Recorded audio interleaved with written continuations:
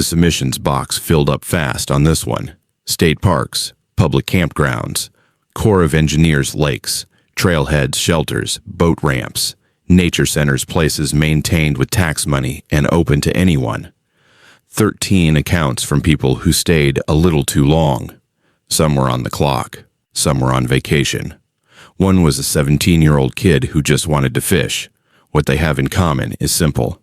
The park was open, the park was familiar, and something in it was already there when they arrived. 13 stories. I'll keep the bridges short. Story 1.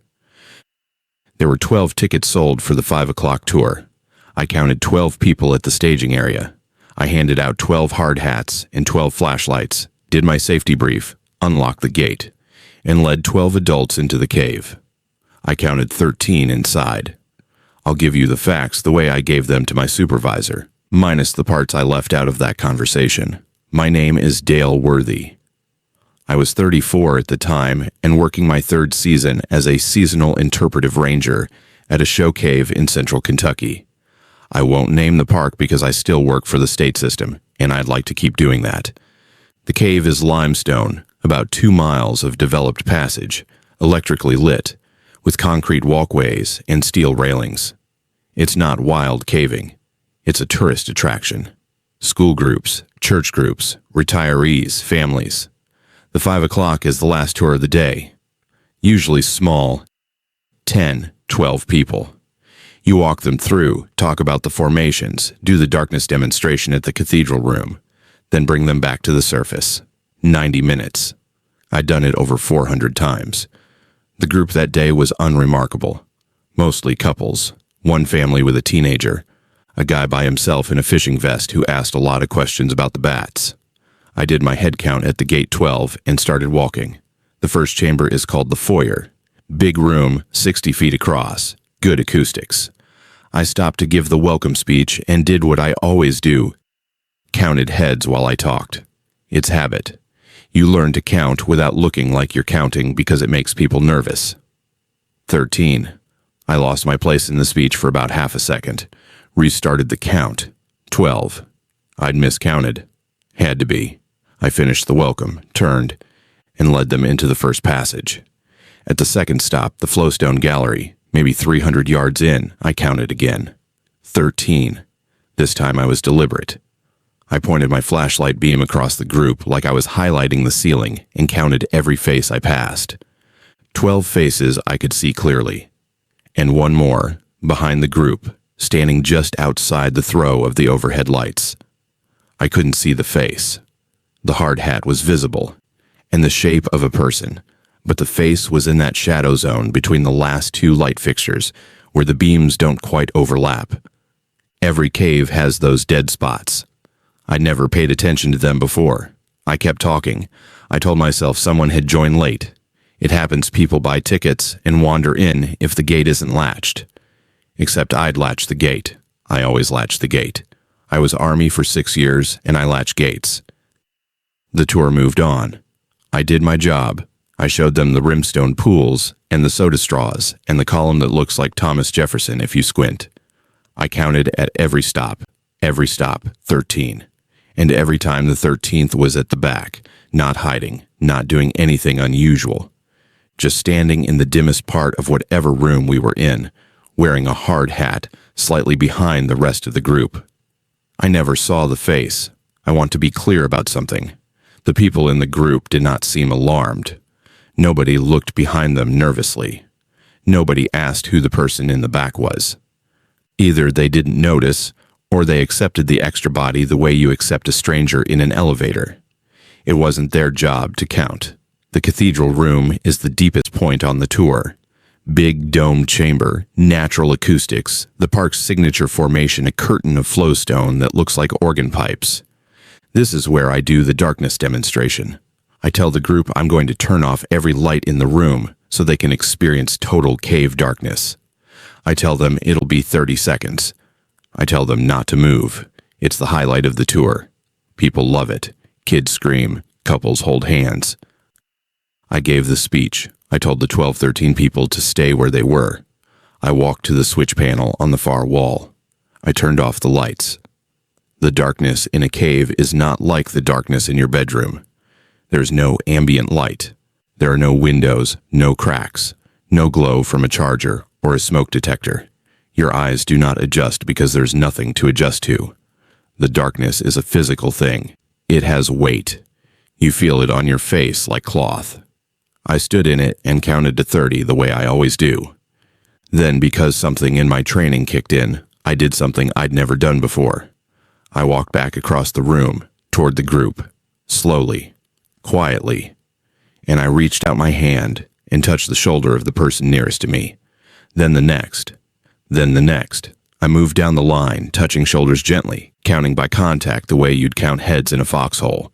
1, 2, 3, 4, 5, 6, 7, 8, 9, 10, 11, 12. 12 shoulders.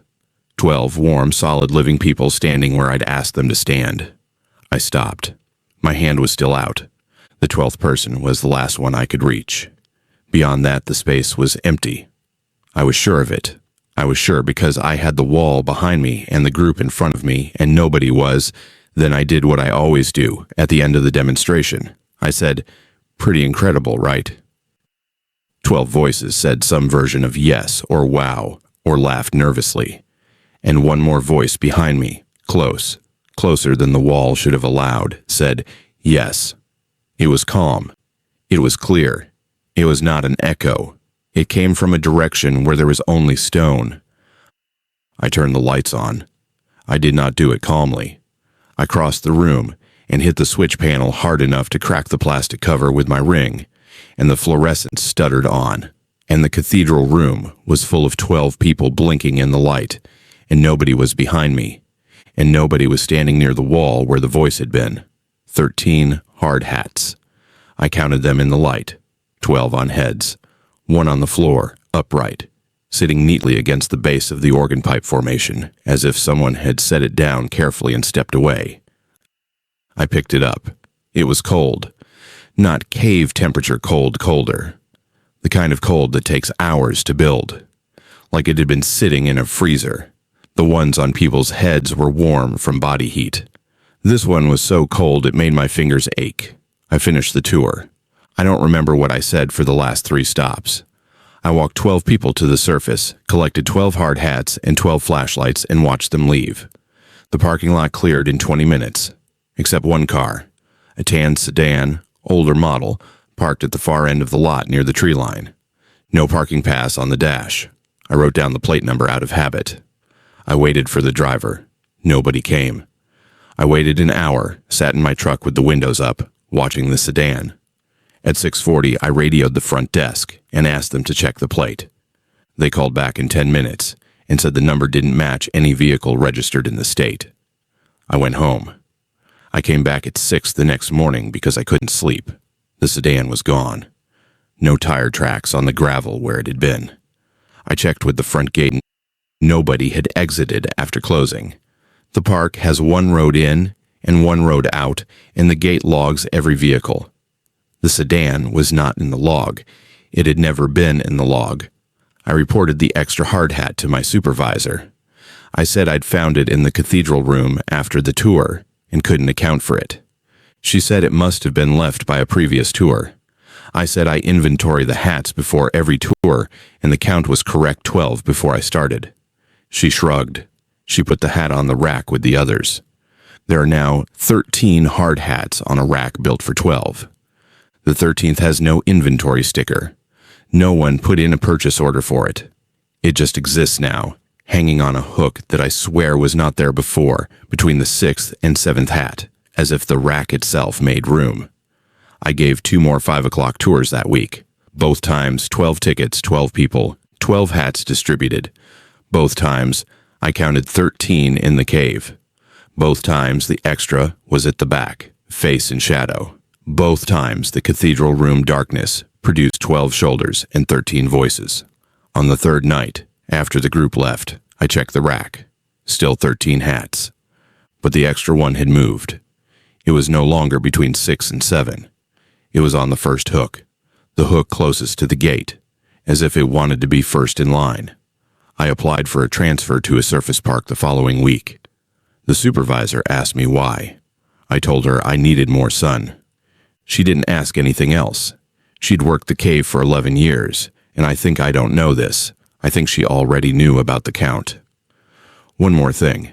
About 2 months after I transferred, a woman emailed the park's general inbox. She'd been on one of my last 5 o'clock tours. She wanted to know about the tall person at the back of the group. She said he never spoke during the tour, and she thought that was odd because everyone else was chatty.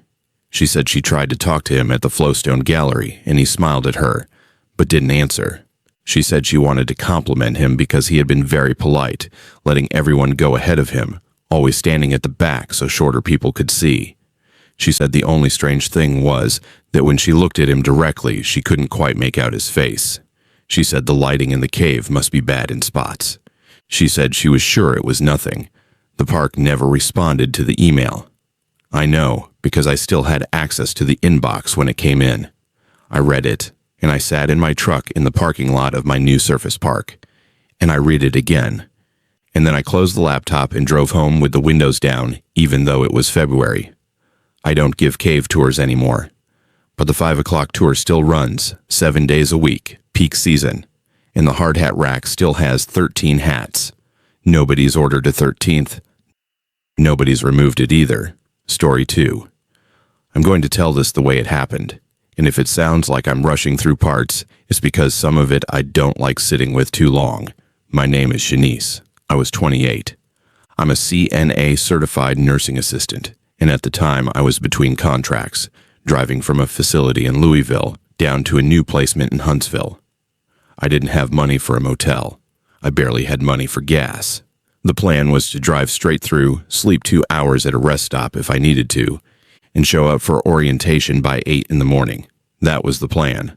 The tire blew outside of a state park in northern Alabama.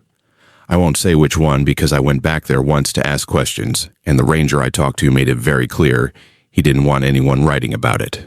So, northern Alabama, hill country, 2-lane road, state park with a campground in a day use area, and an overflow parking lot at the far end that wasn't gated. The main campground was full. It was a Friday in early October, but the overflow lot was empty. Completely empty. Gravel, no lights, tree line on 3 sides, one porta-john near the entrance. I pulled in on my spare, which was one of those skinny donuts you're not supposed to drive more than 50 miles on, and I figured I'd wait for the tire shop in town to open at 7 and deal with it then. I parked in the middle of the lot, not near the trees, not near the porta-john, dead center, facing the entrance, because when you're a woman sleeping alone in your car, you pick the spot with the most visibility and the clearest exit line. I cracked the windows an inch. I locked the doors. I set my alarm for 6. I reclined the seat and I slept. I woke up at 3:11 in the morning, not because of a sound, not because of a dream, because the car was cold. And I don't mean the temperature had dropped. I mean my car felt like the inside of a refrigerator. My breath was visible. The windshield had a film of condensation on the inside, the kind you get on a January morning, not an October night in Alabama, where it was still 60 degrees when I parked. I sat up. I wiped the windshield with my sleeve. 7 cars. They were parked around me in a circle. Not a rough cluster, a circle, precise, equidistant, maybe 8 feet between each one, all facing inward, toward my car, like spokes on a wheel with my Honda at the center. I could see them clearly in the moonlight because the sky had cleared while I slept. A tan SUV, a silver pickup, a dark sedan, a white minivan, a blue compact, a maroon Buick, a black truck with a toolbox in the bed, 7 vehicles. No running lights, no dome lights, no engine noise, no exhaust. Cold, dark, still. Every door on every vehicle was closed. Nobody was inside any of them. I checked. I checked with my eyes first, then I turned on my phone flashlight and aimed it at each one. Empty driver's seat after empty driver's seat. I could see into most of them because the windows weren't tinted. The minivan had a car seat in the back, empty. The pickup had fast food wrappers on the dash. The Buick had a pillow and a folded blanket on the rear seat. They looked like real cars. They looked like cars that belonged to real people. But there were no real people in that lot. Just me, in the center, surrounded.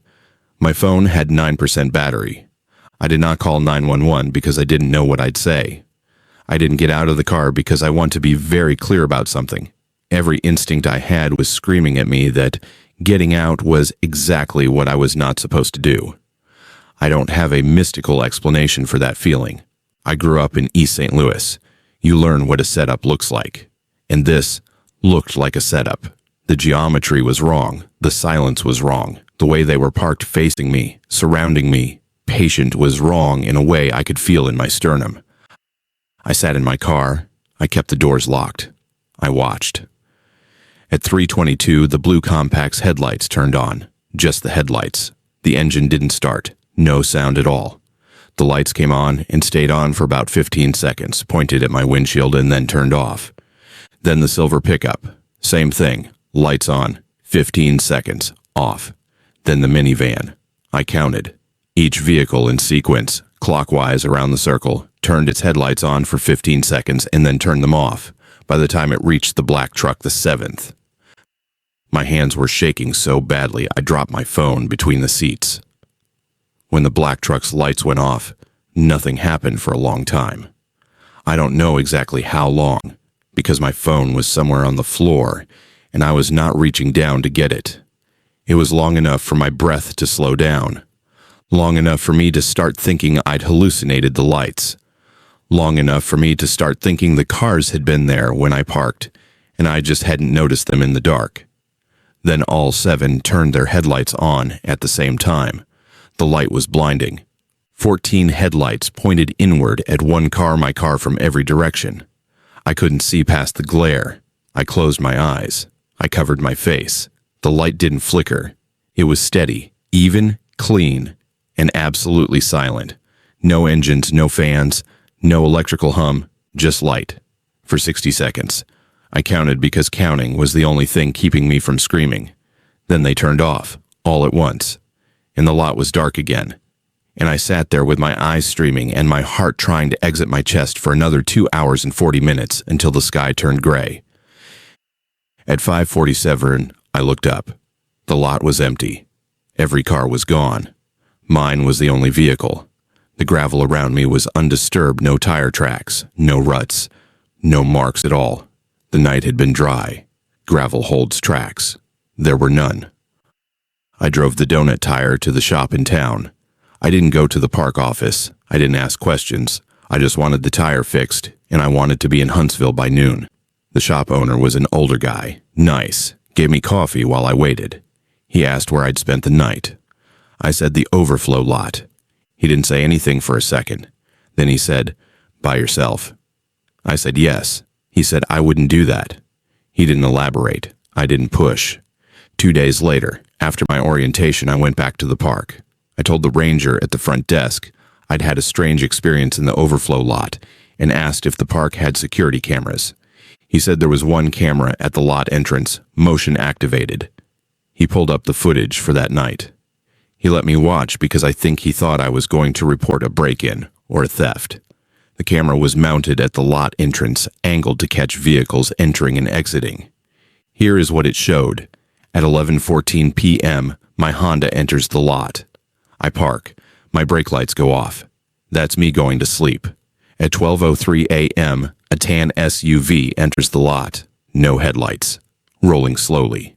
It turns and parks. The camera catches the driver's side clearly in the infrared. The driver's seat is empty. The steering wheel is not turning. The vehicle rolls in, curves into position, and stops.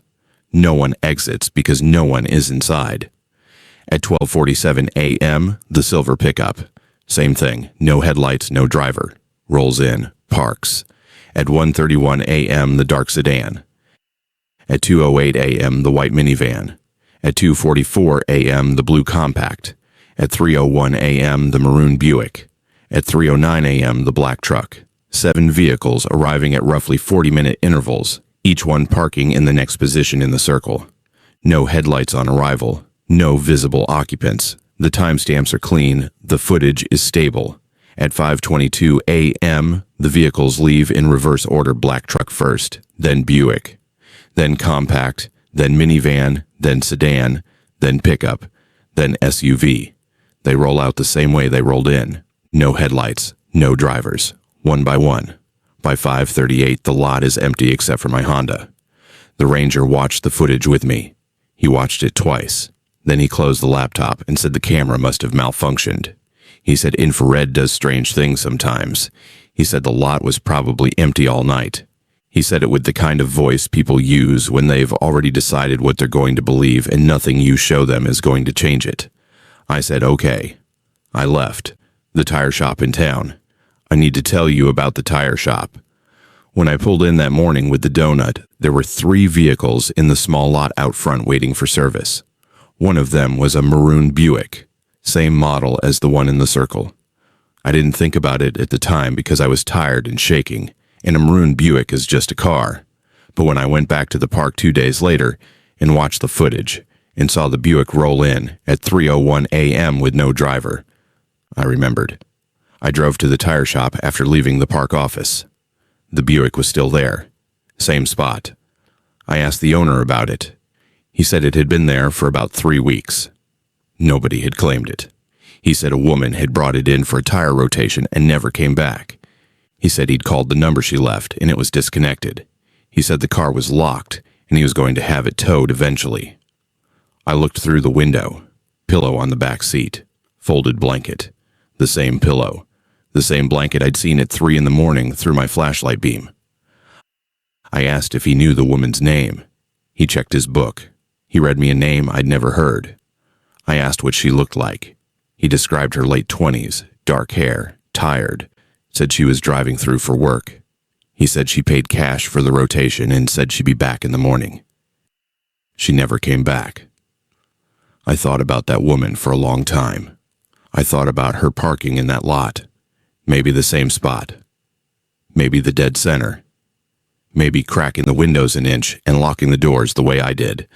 I thought about her waking up at 3 in the morning. I thought about whether she got out.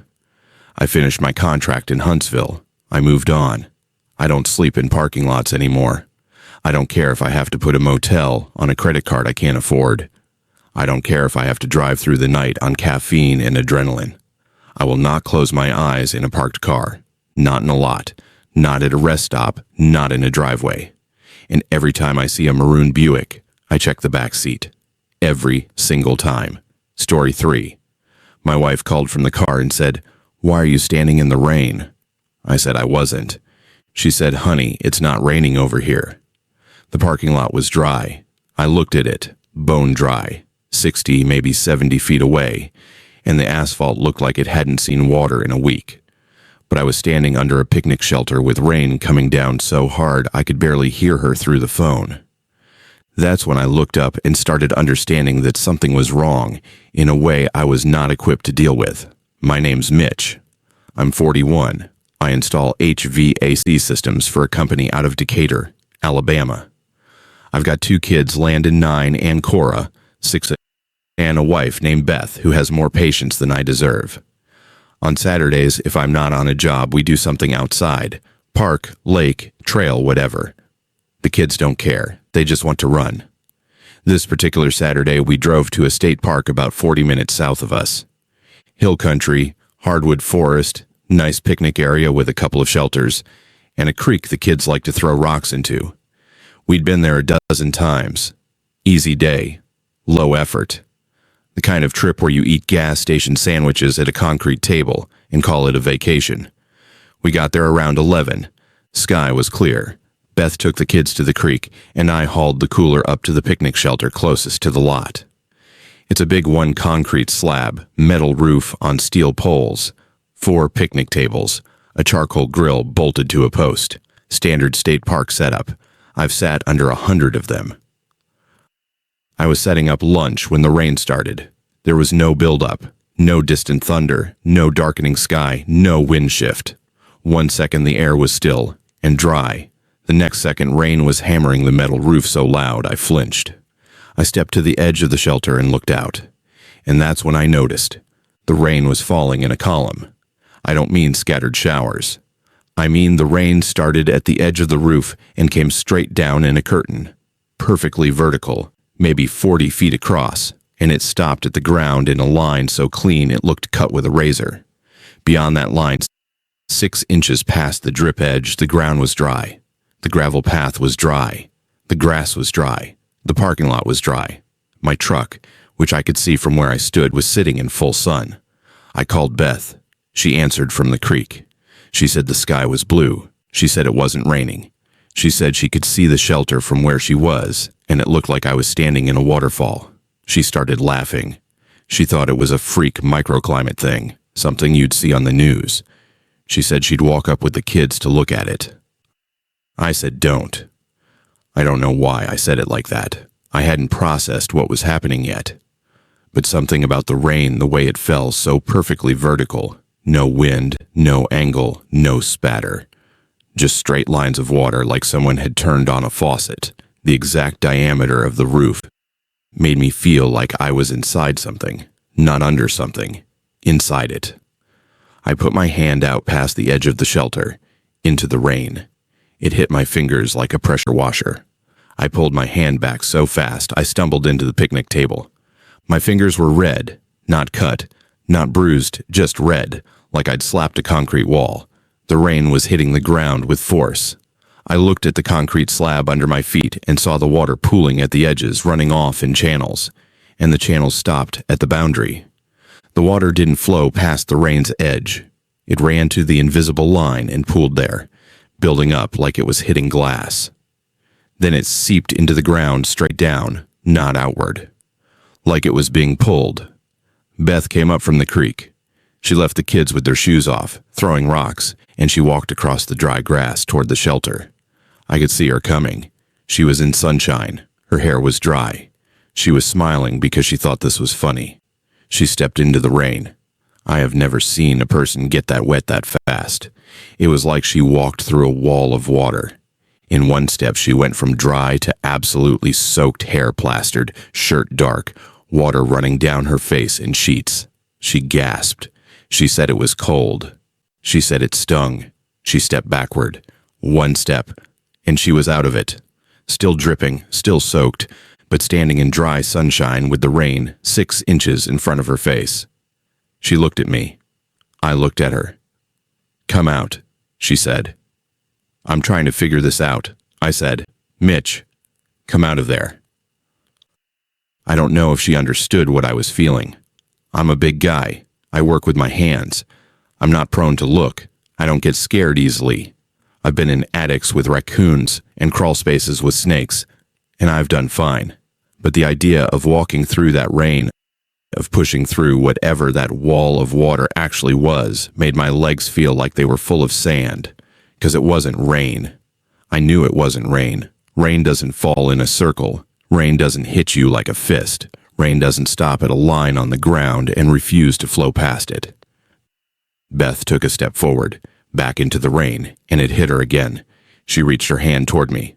The water was coming down between us like a curtain, and her hand was right there, and I grabbed it.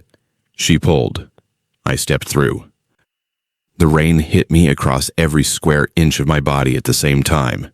It wasn't like walking through a shower. It was like being wrapped in something. For one second, I felt pressure on all sides, like the rain was pressing inward, not falling down, and my ears popped the way they do on a plane. And the sound went from deafening to absolute silence, and then I was through. I was standing on dry grass, dry sunshine. Beth was holding my hand. I was soaked to the bone. My boots were full of water. I was breathing like I'd sprinted a quarter mile. The rain stopped. Not gradually, not tapering off. It stopped the way you turn off a faucet. 1 second the shelter was inside a column of water. The next second nothing. Clear sky, dry air. Birds started up again in the trees. I hadn't noticed they'd gone silent. The shelter was dry. The concrete slab was dry. The puddles that had been building at the boundary gone. The metal roof had no water running off it. The picnic table where I'd set the cooler was dry. The cooler was dry. The bag of chips I'd left on the table was dry. It was as if the rain had never happened. The only evidence was me and Beth, standing in the grass, soaked, dripping, in 68-degree sunshine. "What the hell was that?" Beth said. It wasn't a question. I didn't answer because I didn't have an answer, and I knew that saying anything would make it real in a way I wasn't ready for. I went back to the shelter. I grabbed the cooler. The table was dry. The grill was dry. Everything was dry. I picked up the kids' bikes from the rack near the entrance. The bikes were locked to the rack with a combination lock I'd used for probably 4 years. Same 4-digit code. I punched it in. It didn't open. I tried again. Nothing. I tried a third time, slow, making sure I had the numbers right. The mechanism didn't turn. I left the lock on. I loaded the kids and Beth and drove home with the bikes still chained to the rack because I didn't want to spend another 10 minutes in that parking area. 3 days later, I came back with bolt cutters. The bikes were fine. The lock wasn't. The bolt cutters went through it, but the interior, the shackle, the pins, the spring was corroded. Not rusted. Corroded. Greenish-white buildup on the metal, the kind you see on equipment exposed to salt water. I've installed condensing units on the Gulf Coast. I know what salt corrosion looks like. This was salt corrosion. Deep, aggressive, like the lock had spent years in ocean spray. We were 214 miles from the nearest coast. I brought the lock to a guy I know who does marine mechanical work. He looked at the corrosion under a magnifier and said, "Where was this? A boat dock?" I said it was at a state park picnic shelter in the middle of Alabama. He said that didn't make sense. I said I knew it didn't. He scraped some of the corrosion into a plastic bag and tested it with a salinity meter he uses for bilge work. He didn't tell me the number. He just looked at me for a long time and said, "That's ocean water. That's not even brackish. That's full concentration seawater." I've been back to that park 3 times since then. Nice days, clear skies, family trips with the kids. We use the other shelter now, the one on the east side of the picnic area, farther from the lot. The original shelter looks the same. Concrete slab, metal roof, steel poles, 4 tables. Charcoal grill, nothing unusual. But the last time we went, I walked past it on my way to the restroom. It was a clear Saturday, not a cloud in the sky, 80 degrees. I walked past the shelter and I felt it just for a second, a fine mist on my forearm, like the edge of a sprinkler. I stopped. I looked at the concrete under the roof, dry. I looked at the sky, blue. I looked at my arm. There were 3 drops of water on my skin. I tasted one. I don't know why. Some part of my brain needed to know. Salt. Clear, sharp, unmistakable. Beth saw me standing there and called out from the creek, asking if I was okay. I said yeah. I wiped my arm on my shorts and walked to the restroom, and I didn't look at that shelter again. Man, I don't have a theory. I don't have an explanation. I'm an HVAC guy, not a scientist. All I know is that something came down on that shelter, and it wasn't rain, and it wasn't random. And whatever it was, it tasted like the ocean in a place where the ocean has no business being. And the bikes. This is the last thing. The bikes were fine when I cut the lock, right? Fine.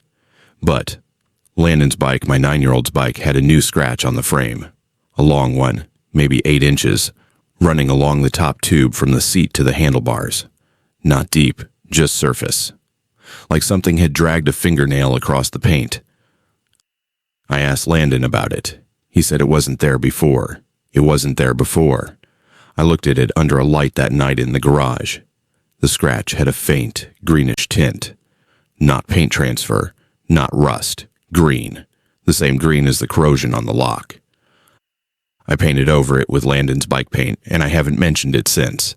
Beth doesn't know about the scratch. She doesn't know about the water drops on my arm.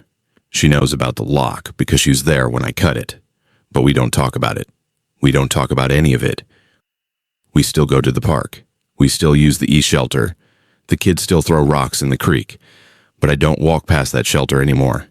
I go around. Every time. And every time I go around, I check my arms for water. The next account is different from the first 3.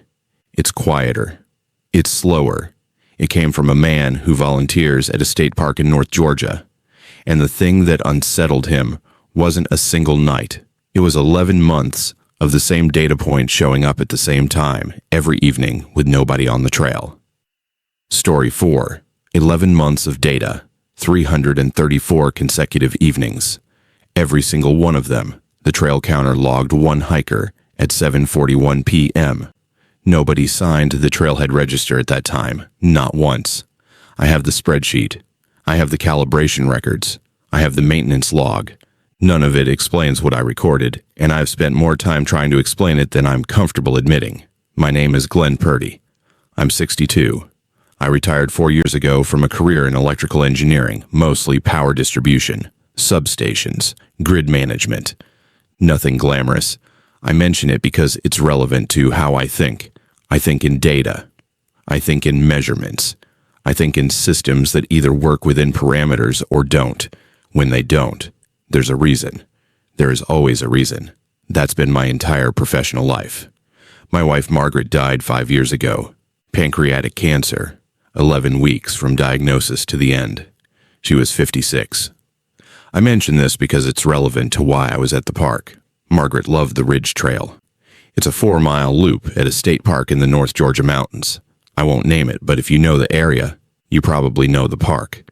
She hiked it 3 or 4 times a week for years. It was her place. After she died, I didn't go near it for almost a year.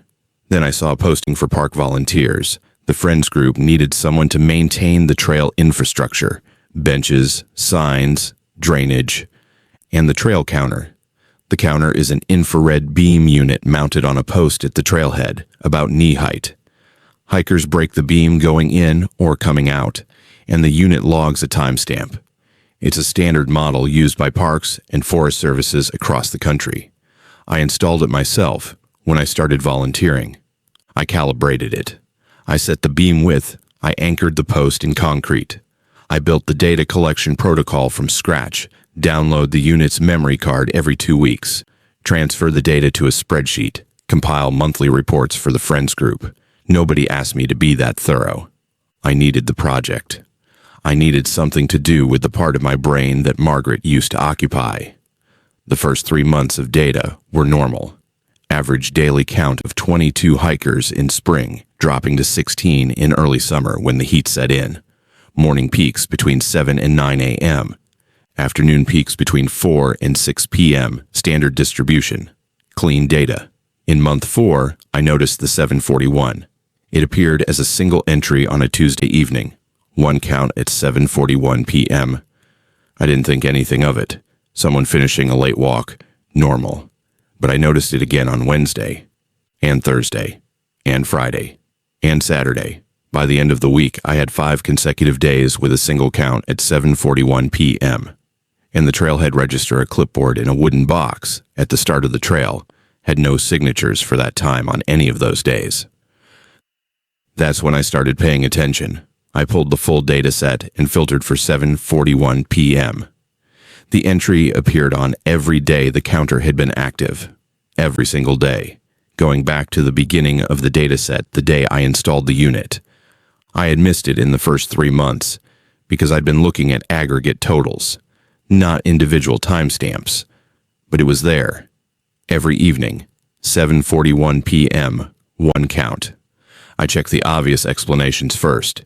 Sensor malfunction, a stuck trigger, a phantom beam break caused by temperature fluctuation or insect interference. I replaced the sensor. The 741 continued. I cleaned the lens. Continued. I repositioned the post 6 inches to the left to change the beam angle. Continued. I installed a secondary counter, a different brand, different sensor type on a separate post, 6 feet down the trail from the primary unit. The secondary counter did not trigger at 741. Whatever was breaking the primary beam at 741 was less than 6 feet wide, but the primary unit's specifications require a minimum mass of 40 pounds moving through the beam at walking speed to register a count. A squirrel won't trigger it. A deer will. A person will. Something with mass was passing through the beam every evening at the same time and was not large enough to be detected 6 feet further down the trail. I'll be honest with you, at this point I was more interested than worried. This was an engineering problem. Data was giving me an anomaly, and my job was to isolate the variable. I pulled weather data to check for correlation. None. I checked sunset times. 7:41 p.m. fell at different points relative to sunset throughout the year, sometimes in full daylight, sometimes in dusk, sometimes in the dark. The time didn't track with solar position. It was fixed. 7:41 p.m. every day, regardless of season, weather, or light condition. In month 6, I stayed late. I brought a folding chair and set it on the flat spot next to the memorial bench. Margaret's bench. Actually, the Friends group installed it after she died about 20 feet from the counterpost. I had a direct line of sight to the infrared unit. I could see the small LED on the housing that blinks when the beam is broken. I sat down at 7:15 and waited. The trail was empty. The parking lot had one carmine. The light was going gray, the way it does in the Georgia mountains in September, where the trees hold the shadow longer than the ridges. Cicadas. A thrush somewhere up the ridge. Normal sounds. At 7:41, the LED blinked. I was looking directly at it. The red light pulsed once the standard beam break indicator. I looked at the trail. Empty. I looked at the ground near the post. Nothing, no shadow, no movement, no disturbance in the leaf litter. But the LED had blinked, and that meant something with at least 40 pounds of mass had moved through the beam. Then, I heard it. One footstep, a single footfall on packed dirt, the sound of a boot or a heavy shoe hitting the trail surface directly in the beam path. Not before the blink, not after. Simultaneous with it, one step, and then nothing. No second step, no continuation, no retreat. One step planted and silence. I sat in that chair for another 40 minutes. The LED did not blink again. The trail remained empty. The one step did not repeat. I drove home at 8:30 and did not sleep well. The next evening I came back. Same chair, same bench, same line of sight. At 7:41 the LED blinked. One footstep, same sound, same location, same single impact, firm and deliberate, like someone completing a stride they'd started somewhere else. No second step.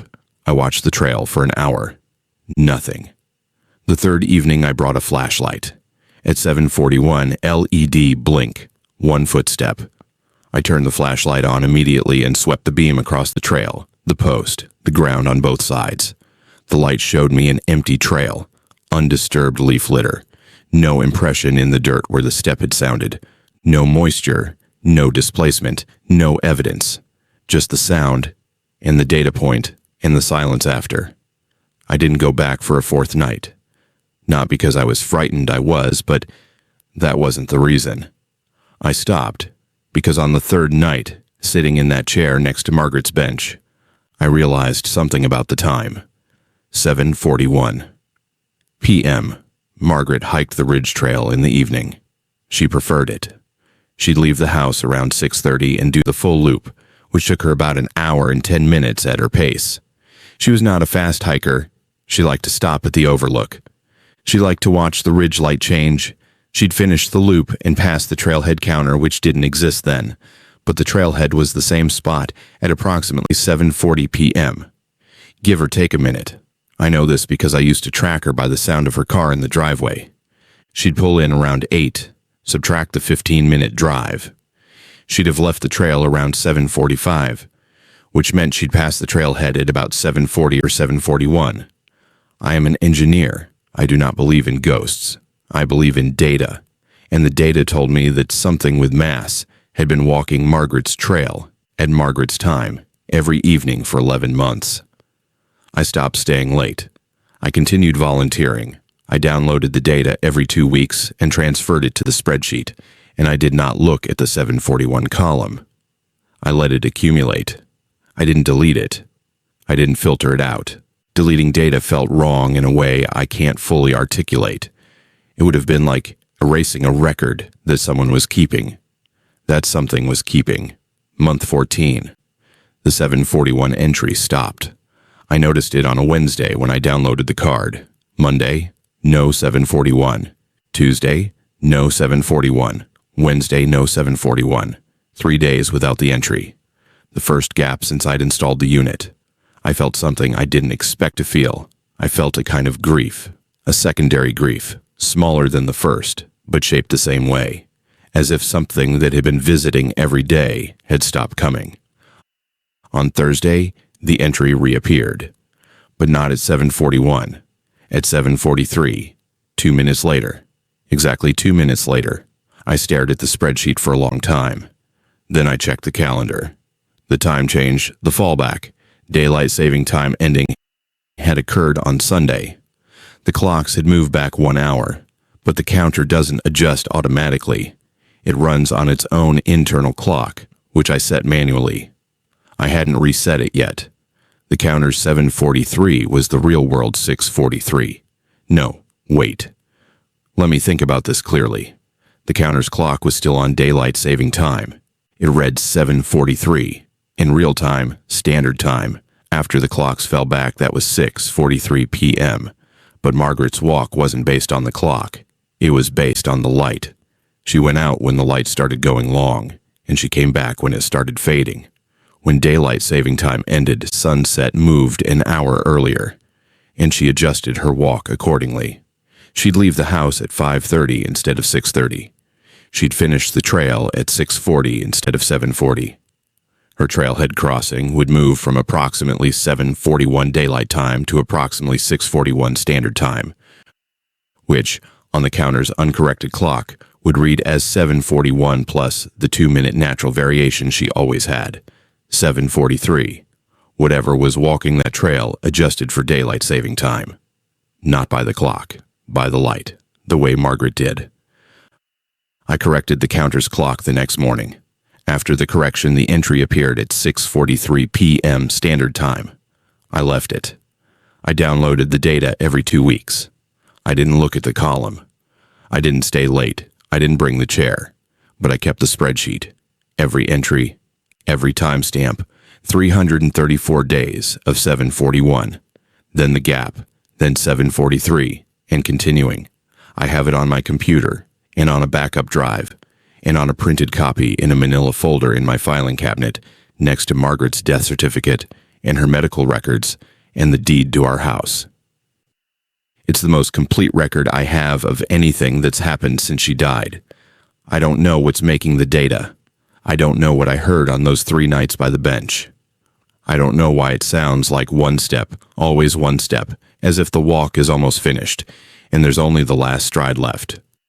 I do know this. The secondary counter, the one 6 feet down the trail, has never triggered at 7:41 or 7:43 or any time near it. Whatever passes through the beam doesn't continue down the trail. It arrives at the trailhead. It takes one step, and then it's done. Margaret used to call me from the trailhead when she finished her walk. She'd be slightly out of breath. She'd say, "I'm at the bottom." That was it. That was the whole call. Then she'd hang up and drive home. I don't get that call anymore. I get a blink on an LED and one footstep on packed dirt and a data point in a spreadsheet. I'll take it. If you've spent any time in a state park working, volunteering, camping, or just passing through and something happened that you've never been able to explain, the submissions link is in the description. I read everything that comes in. Some of the accounts in tonight's video sat in the box for months before I was ready to include them. The next one is from a father in East Texas. It starts with a swim beach that shouldn't have been open. Story 5. The buoys moved, not with the current, against it. My daughter was waist deep and the rope swung inward toward her like someone was pulling the far end from underneath. That's what I'm trying to explain. That's the part I need someone else to hear, because I've told it to 2 people and they both looked at me the way you look at someone you think is exaggerating to make a point, and I'm not exaggerating. The rope moved toward my daughter, and the water cooperated with it. My name is Carlos Reyes. I'm 36. I work as a warehouse supervisor in Lufkin, Texas. I have one daughter, Mia, who was 6 at the time. I have her every other weekend and one evening during the week. I try to make the weekends count. Mia had been asking about the lake. She'd seen a photo on my phone from when I was a kid. Me standing on a sand beach at a state park about an hour south of us, grinning, 8 years old, my dad behind me in the water. Mia wanted to go to that beach. She asked 4 weekends in a row. I kept putting it off because I wasn't sure the park was still operating the swim area. Budget cuts had hit the state parks hard. Half the facilities I remembered from growing up were closed. I drove out on a Saturday morning in late May. Mia was in the back seat with her towel and her goggles and a sandwich she'd already half eaten. The park entrance was staffed. We paid the day use fee. But the campground looked thin, and the main road past the day use areas had that faded look roads get when they're maintained but not really used. I followed the signs to the swim beach. It was open. That's what I thought at first. The sand was groomed, not freshly raked, but level, free of debris, the way a maintained beach looks at the start of the season. The swim area was roped off with orange buoys on a white polypropylene line, the standard setup I remembered from childhood. The buoys were bright, the rope was tight. The water inside the swim area was calm and clear, maybe 3 feet deep near the shore, dropping to 5 or 6 at the outer rope line. The lifeguard chair was there, tall, wooden, white paint, peeling slightly but empty. The changing rooms were padlocked. No lifeguard, no park staff anywhere. I should have noticed more. I should have noticed that the buoy hardware was new stainless steel carabiners, not the old galvanized clips they used when I was a kid. The rope wasn't sun-bleached. The sand at the water's edge was clean, no algae line, no driftwood, no goose droppings. For a beach with no attendant, it looked like someone was maintaining it with care. I noticed all of this later, when I was trying to make sense of what happened. At the time, I was watching Mia's face. She was already pulling off her shoes. She waded in. I stayed on the sand. I want to explain that decision because I know how it sounds. I wasn't being negligent. The water was shallow, shin deep where she entered, and the swim area was small, maybe 30 feet across at the widest point. I could see the bottom. I could see her feet. I was 10 feet away on dry sand. I was watching her the way I always watch her, which is without blinking. Mia walked into her knees. She splashed. She laughed. She walked further in. The water reached her waist. She was at the center of the swim area, roughly equidistant from the buoy line on all sides. She bent down and put her face in the water and blew bubbles the way kids do, normal, happy. The buoy line moved. The outer rope, the one marking the deep water boundary, shifted inward. Not a drift, not a current nudge. It pulled tight and swung toward her, the entire arc, maybe 15 feet of rope with 4 buoys on it, moving as a unit, reducing the swim area by half in about 3 seconds. The buoys didn't bob. They tracked across the surface like they were on rails. The water didn't resist them. The water helped. I saw the surface smooth out around the rope as if something underneath was guiding it. The new boundary was maybe 6 feet from Mia on the deep side. The water at the new rope line was darker, deeper. What had been a gradual slope to 5 feet was now a shelf. The bottom dropped off right behind the buoys. Mia didn't notice. She was still blowing bubbles. I called her name. She didn't respond. Not like she was ignoring me, like she didn't hear me. I said it louder. Nothing. She straightened up and looked around with that vague, dreamy expression kids get when they're fully absorbed. She took a step toward the rope, toward the deep side. I went in. The second my feet hit the water, 2 things happened simultaneously. The buoy line went slack. The entire rope sagged. The buoys tilted on their sides, and the boundary drifted back to its original position as if nothing had happened. And Mia turned around, blinked at me, and said, "The water pushed me." I picked her up. She was confused. She wasn't scared. She said the water had been pushing her toward the middle, and she thought it was fun, like a lazy river. She said it stopped when I came in. I carried her to the sand. I dried her off. I gave her the other half of her sandwich. I loaded the car. I did all of this calmly, because when your 6-year-old is watching your face for signals about whether the world is safe, you do not show what you are actually feeling. What I was actually feeling was a kind of nausea that started in my hands and went up my arms and settled in my jaw like I'd been punched. On the drive back, I called the park office from the car. I asked about the swim beach. The woman who answered said the swim beach had been closed since 2018. I said it was roped off with buoys. She said the infrastructure hadn't been removed because they were hoping for funding to reopen it. I asked who was maintaining it. She said nobody. I asked about the sand, the rope, the hardware. She said she didn't know what I was talking about.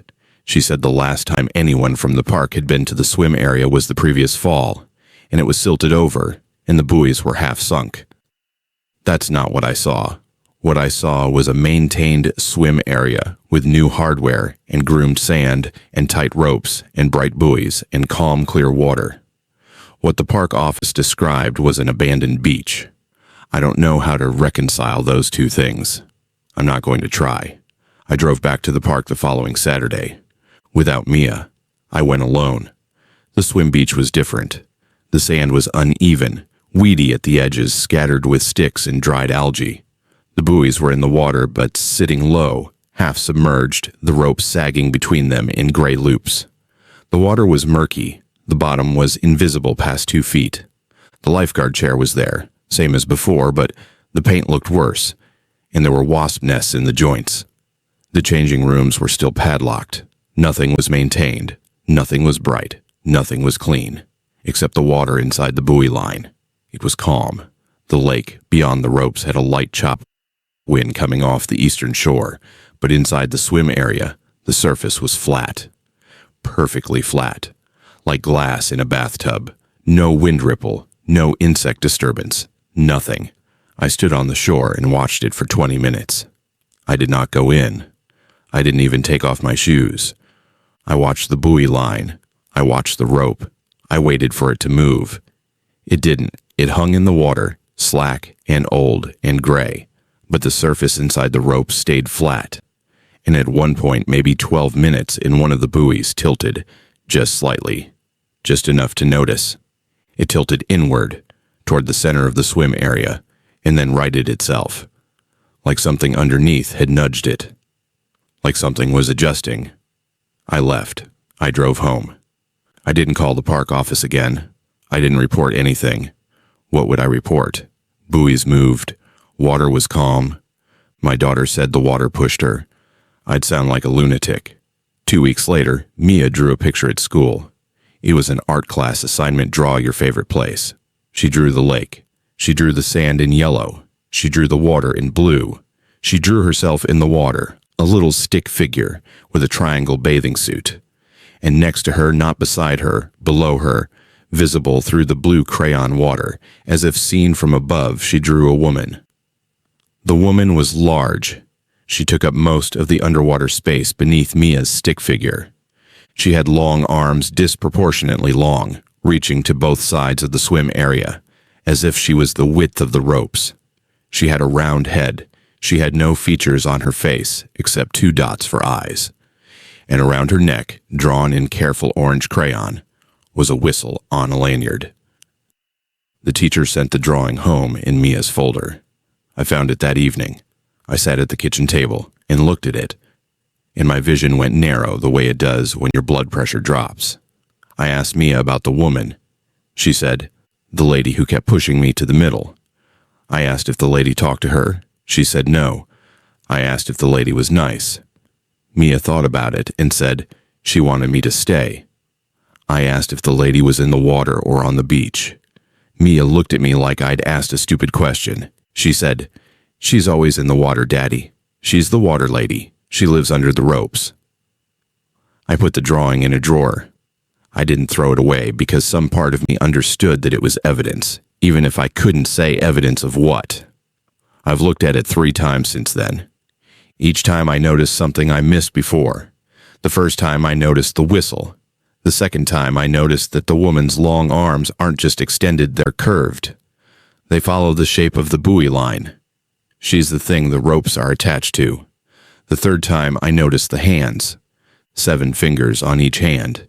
Mia can draw 5-fingered hands. She does it on every other figure in the picture. The water lady has 7. I haven't taken Mia back to that lake. She asks sometimes. I tell her the beach is closed. She says she knows. She says the water lady told her it would be closed for a while, but it would open again. I didn't ask when the water lady told her this. I didn't ask how. I don't want to know whether it happened at the beach or whether it happened somewhere else, some night when Mia was lying in her bed in her mother's house, 30 miles from the nearest body of water. I don't want to know because the answer to that question determines whether leaving the beach was enough. The buoy line is what I keep coming back to. The way it moved. Not chaotically, not randomly. With purpose. The way a person adjusts a rope when they're guiding something into a pen. The way you narrow the space to keep something centered. The way you corral something small towards something you've prepared for it. Mia was being corralled, and whatever was doing it had new hardware. Stainless steel, UV-resistant rope. Someone was maintaining that swim area. Someone who wanted it to look safe. Someone who wanted it to look open. I check the park's website sometimes. The swim beach is still listed as closed. Funding pending. No reopening date. But last month, a review appeared on the park's page from a woman I don't know. She said she'd taken her kids to the lake and noticed the swim beach looked beautiful. Clean sand, bright buoys, clear water. She said it was the nicest swim area she'd seen at any state park. She said her son had waded in while she set up the chairs. I thought about calling her. I thought about what I'd say. I thought about trying to explain that the beach isn't a beach, that the rope isn't a boundary, that the thing in the water isn't protecting children, it's collecting them. I didn't call. I didn't know how to say it. I still don't. But I'm saying it now to whoever reads this because Mia's drawing is in a drawer in my kitchen, and the buoy line moved toward my daughter, and I cannot carry that alone anymore. If you take your kids to a swim beach at a state park in East Texas, and the beach looks too clean, and the water looks too calm, and the ropes look too new, get your kids out. Don't wade in yourself. Don't investigate. Don't rationalize. Just leave. Leave the towels. Leave the cooler. Leave whatever you brought. Take your children and drive away. And don't stop until the lake isn't in the mirror. Because something down there is patient, and it knows how to make a swim area look like exactly the kind of place you let your guard down. The next account shifts terrain entirely. No water, no kids, no family trip. This one's from a woman who runs alone in the desert. The canyon she ran through 4 days a week started changing, and by the time she realized what was happening, the walls had already gotten too close. Story 6. I measured it with my arms. I've been doing that since week 2 because I needed to know I wasn't losing my mind. The canyon is narrower than it was, only on the left side, and when I pushed, the left wall gave. I'm just going to talk through this the way I remember it, and if it sounds like I'm skipping around, it's because I recorded this on my phone, sitting in the parking lot, and I haven't cleaned it up. My name's Kim. I'm 29. I'm a physical therapist at an outpatient clinic in Cedar City, Utah, and I run trails 4 or 5 days a week because if I don't, I become a person I don't like very much. That's not a metaphor. I have anxiety. Running is my medication. The trails are my pharmacy. The canyon, I'm not going to name it, is a slot canyon on a trail in a state park about 40 minutes from my apartment. Red rock, sandstone walls, narrow passage, maybe a 1/4 mile long. You enter from the south where the walls are maybe 12 feet apart, and they narrow as you go north until the tightest point, which is roughly in the middle, where they're about 6 feet. Then they widen again on the north end. I've been running this trail for 14 months. I know every bend. I know the rock I use as a pace marker at the south entrance. I know the overhang where I duck at the midpoint. I know the crack in the east wall where a juniper root comes through. I know this canyon the way you know the hallway to your bathroom at 3 a.m. by feel, by rhythm, without thinking. 6 weeks ago, the canyon felt tighter. Not dramatically. Not in a way I could point to. Just my elbows didn't swing as freely at the midpoint. I chalked it up to perception. Bad run, tight shoulders, head not in the right place. I finished the loop and drove home and forgot about it. The next run, it was tighter again. This time I stopped at the narrowest point and did what I've been doing ever since I stood in the center of the passage and extended both arms. My wingspan is 5'4". I'm 5'6". I know my measurements because I use them for patient assessments every day. 14 months ago, when I first started running this trail, I could extend both arms fully at the midpoint with clearance on both sides. Maybe 3 or 4 inches per hand. The gap was roughly 6 feet. Standing there 6 weeks ago, my right hand had clearance. My left hand touched the wall. I pulled my arms in. I looked at the left wall. It looked the same rough sandstone, iron-streaked, reddish tan, the same wall I'd been running past for over a year. I put my palm flat against it. It gave. Not like sand collapsing, not like crumbling rock. Like something with tension underneath yielding to pressure. Like pressing your hand into a firm mattress. The surface depressed, about half an inch under my palm, and held there. I could feel resistance, not passive resistance, like packed earth, but active resistance, like something pushing back from the other side. I held my hand there for maybe 5 seconds. Then I pulled away. 3 seconds later, the wall returned to its original position. I watched it. It didn't spring back. It eased back slowly, the way a cushion reinflates after you stand up. Smooth, even, silent. I stood in that canyon for a long time. Then I ran the rest of the loop faster than I'd ever run it. I came back 2 days later with a paint pen. I marked the left wall at the narrowest point, a small orange X at shoulder height. I measured the gap with a retractable tape, 58 inches. I photographed the mark. I photographed the tape. I went home and wrote the number on my bathroom mirror with a dry erase marker. 58. 4 days later, I measured again. 56 inches. The orange X was still there, but it was higher, about 2 inches higher than where I'd drawn it. The wall hadn't just moved inward. It had moved upward. Grown. The mark was now above my shoulder. I'd drawn it at my shoulder. I added a second mark. Measured again the following week. 54 inches. Both marks had shifted up. The wall's surface at the midpoint was smoother than the surrounding sandstone. Not polished, smooth. Like the texture was being refined. Like the rough grain of the rock was being gradually replaced by something with a finer surface. I touched it. It still gave under pressure. The pushback was faster now. 2 seconds instead of 3. I know how this sounds. I'm a PT, not a geologist. I don't know how rock works on a molecular level. But I know that sandstone doesn't compress under a human hand and spring back. I know the canyon walls don't narrow on one side over 6 weeks, while the other side stays fixed. I know that rock doesn't get smoother and taller at the same time. This wasn't erosion. Erosion is symmetrical, gradual, and it roughens surfaces. This was one wall, moving inward and upward, getting smoother, getting firmer, getting closer. At 54 inches, I started getting angry instead of scared. That's my pattern.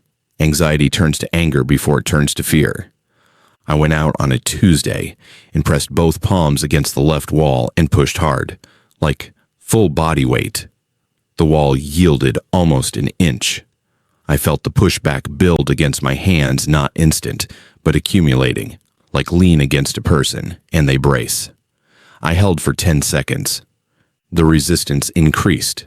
The surface under my hands was smooth and slightly yielding, and I could feel something under it, not a vibration, not a pulse, nothing rhythmic, a density, a sense of mass behind the surface, like there was more wall behind the wall, and it went deep, and it was aware that I was pressing. I let go and stepped back. The wall eased forward to its new position, 53.5 inches. I took a photo at the narrowest point. When I looked at the image on my phone that night, I saw something I couldn't see in person. A vertical line on the left wall, running from the ground to about 8 feet up, faint, straight, like a seam, like the line where two pieces of something meet. It wasn't on the right wall. It wasn't on any other part of the left wall, just at the narrowest point, just where the wall was advancing. I stopped running the canyon. I took the mesa route instead. I told myself it was fine. The mesa route was fine. It was exposed and hot and boring, and I hated every step of it, but it was fine. 3 weeks later, I went back. Not to run, to look. The canyon was closed.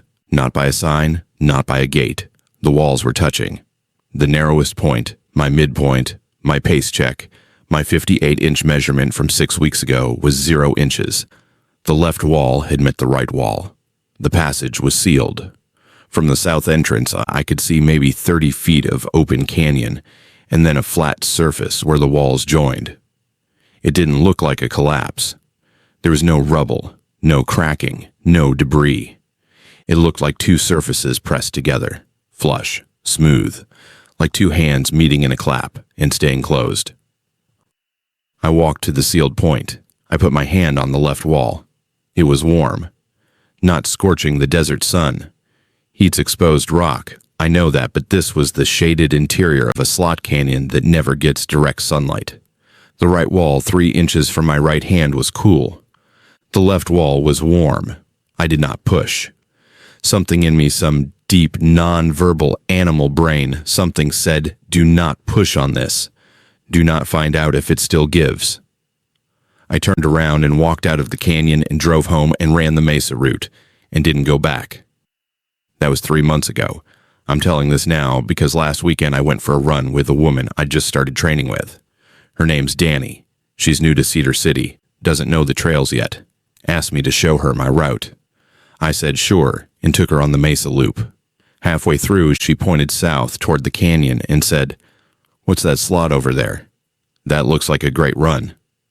I said it was closed. She said, "It doesn't look closed. I can see the opening." I stopped running. I looked.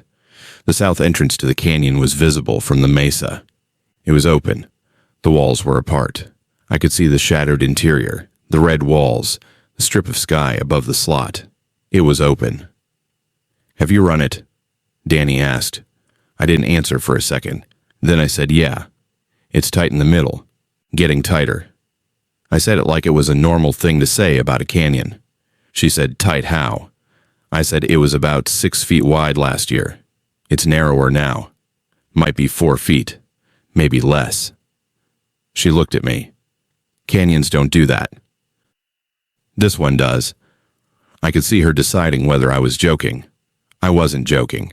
I gave her the paint pen from my vest pocket. I carry it now. I don't know why. I held it out and she took it. "If you run it," I said, "mark the narrowest point at shoulder height on the left wall. Measure the gap. Come back in a week and measure again." She looked at the pen. She looked at me. "The left wall gives if you push it," I said. "Don't push it." I don't know if Danny ran the canyon. I haven't asked. I transferred clinics 2 weeks later. Different job, different town, unrelated to any of this. But I think about the canyon every time I run. I think about the seam in the photo. I think about the wall easing back after I pushed it slowly, like something patient. I think about how it closed completely and then reopened, and what that means. It means the canyon didn't collapse. It meant to close, and then it opened again for the next person. I think about what the canyon was narrowing toward, not toward zero, toward contact, toward the width of a body, toward the distance where both walls would touch you at the same time if you stood in the center and held still. 58 inches, 56, 54, 53 and a half, getting tighter every week, getting smoother, getting closer to the exact width of a person standing with their arms at their sides. I'm 5'6", my shoulder width is 16 inches. The canyon wasn't closing on itself. It was closing on me on my specific measurements, on the shape I take up when I stand still, and now it's open again. And Danny has my paint pen, and the left wall is waiting for someone new to press against. I don't know what's behind the wall. I don't know what the seam is. I don't know why the left side and not the right. I don't know why it yields when you push, and I don't know what happens if you push hard enough to go through. I know that I won't be the one to find out, but someone will. Story 7. I need to tell someone what happened in the Gila lookout. Not because I think anyone can help me. I just need someone else to carry the knowledge, because I'm not sure how much longer I'll be the version of myself that remembers it correctly. My name is Elliot Royce. In the fall of 2019, I was a fire lookout for the U.S. Forest Service, stationed at the Mogollon Baldy Tower in the Gila wilderness of southwestern New Mexico. It was my 3rd season. I loved the job not in the way people romanticize solitude, but in the way a person loves the version of themselves that silence makes possible. Up there, at just over 10,000 feet, you have a 360-degree view of the most remote wilderness in the lower 48. No roads for miles, no cell signal, just a cabin on stilts, a pair of binoculars, a firefinder, and a Forest Service radio. The storm system that settled over the Gila on October 9th was unusual. Not for its intensity, we got electrical storms regularly, but for its duration. The National Weather Service bulletin called for 3 to 5 days of continuous thunderstorm activity. My supervisor radioed up and asked if I wanted to come down. I said no. I'd ridden out storms before. The tower had a lightning rod and a Faraday cage built into the observation deck. I was safer there than on a trail. I wish I'd left. The first night was normal. Lightning walked across the Mogollon Range like something alive, throwing shadows that moved wrong against the peaks. I logged strikes, noted their approximate locations on my map, and settled in with a book. At around 11:15, I heard static on the radio. Not unusual. Atmospheric interference during electrical storms was constant, but the static had a rhythm to it, a cadence, like someone pressing and releasing a transmit key in a pattern. I switched to the emergency channel. Dead air. I cycled through the standard frequencies. Nothing. Then, almost accidentally, I swept past a frequency I'd never used, 168.650 megahertz. It had been a Forest Service tactical channel decades ago, decommissioned in 1978. No modern equipment was assigned to it. I almost swept past it, but there was a voice. It was calm, male, mid-range, familiar in a way that made my throat tighten before my brain caught up. It said, "Elliot is sitting in the northwest corner of the observation deck. He's holding a copy of Blood Meridian, open to page 214. He just set the book down. He's reaching for the radio." I was holding the radio. I had just set the book down. I looked at the open page, 214. I keyed the mic. "Who is this? Identify yourself." No response, just the voice continuing. "Elliot is asking who this is. He's standing now. He's walking to the south-facing window. He's looking for another light source at camp, a vehicle. There's nothing." I was at the south-facing window. I was looking for a light source. There was nothing. The accuracy was absolute. Not close, not approximate. It described every micro-action, the way I shifted my weight, the hand I used to hold the radio. The fact that I pulled the curtain back with 2 fingers, all narrated in real time, without a single error. I turned the radio off. For about 10 minutes, I sat in the dark and told myself it was a prank. Someone with binoculars on a nearby peak, a modified radio, a sick sense of humor. But there were no nearby peaks with line of sight that a person could reach in this weather. The nearest maintained trail was 11 miles away, and below the storm, nobody was out there. I turned the radio back on. The voice was still talking. It had not stopped. And now it was no longer describing what I was doing. It was describing what I was about to do. In approximately 6 minutes, Elliot will check the battery level on the backup radio. He'll find it at 62%. He'll decide to conserve it and switch back to the primary. He'll then try to write down what's happening in his logbook, but he'll stop after 2 sentences because his hand is shaking. I stared at the radio. I decided deliberately that I would not check the backup battery. I would not touch the logbook. I would prove it wrong. 4 minutes later, a low battery indicator light blinked on the primary radio's display, something I hadn't noticed before. Instinct took over. I grabbed the backup radio to check its level. 62%. I switched back to the primary. Then I sat down with my logbook, opened it, and began to write. I got 2 sentences in. My hand was shaking too badly to continue. Every single thing it predicted had come true. Not because the prediction compelled it, because my own natural responses, the ones I would have performed without thinking, aligned perfectly with what the voice described. The prediction didn't control me. It simply knew me better than I knew myself. The storm intensified. Lightning was nearly continuous, turning the night into a strobe sequence. The voice kept narrating. Always 6 minutes ahead. Always correct. I tried to deviate. I'd hear it say I would walk to the east window, and I'd force myself to walk west. But within minutes, something organic would draw me east anyway. A sound, a flash, a thought that felt like my own but arrived exactly on schedule. At 2 a.m, the voice said something that stopped my breathing. In 6 minutes, Elliot will hear a second voice on the frequency. He will recognize it. He will not want to. I waited. My chest was so tight I could feel my heartbeat in my teeth. 6 minutes later, a second voice joined the frequency. It was mine. Not a recording from earlier, not an echo.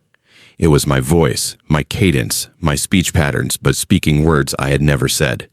It said, "This is Elliot Royce. I'm recording this of my own free will. I understand what I'm consenting to. The window is not a window. The tower is not a tower. I have always been here." I threw the radio across the room. It hit the wall and the battery cover popped off, but it kept playing. My voice continued, steady and calm, like a man reading a prepared statement. I understand that the storm is not weather. It is attention. I understand that the frequency was not decommissioned. It was waiting. I understand that what I call the future is a place I've already visited and agreed to return to. I scrambled for the radio and ripped out the batteries. The voice stopped.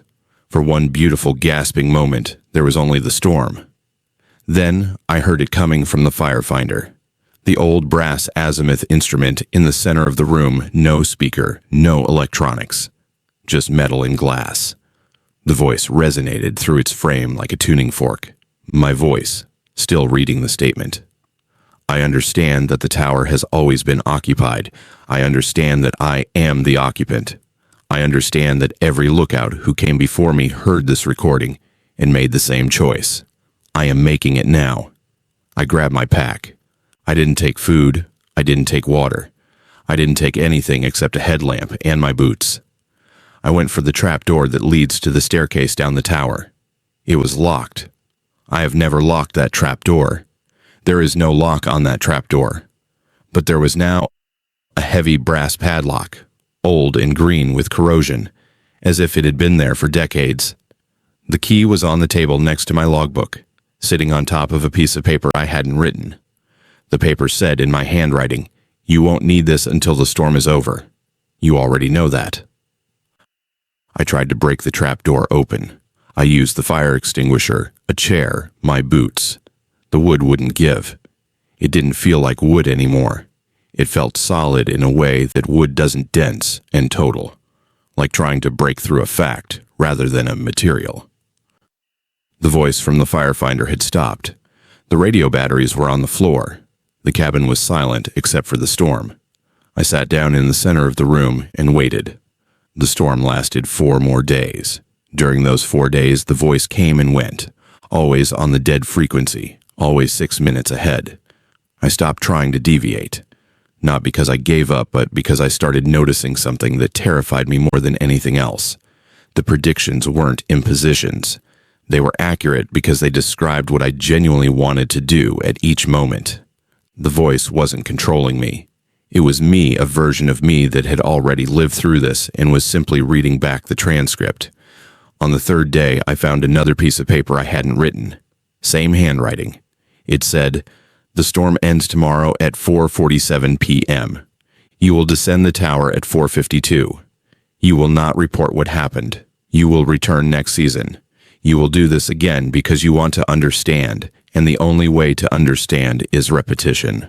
The storm broke on October 13th at 4:47 p.m. I know because I was staring at my watch, begging it to be wrong. It wasn't. The padlock was gone. The trapdoor opened easily, like it had never been stuck. I descended the 112 steps in a state I can only describe as furious grief. Not sadness, not fear, but a kind of rage that has no target because the thing you're angry at is yourself.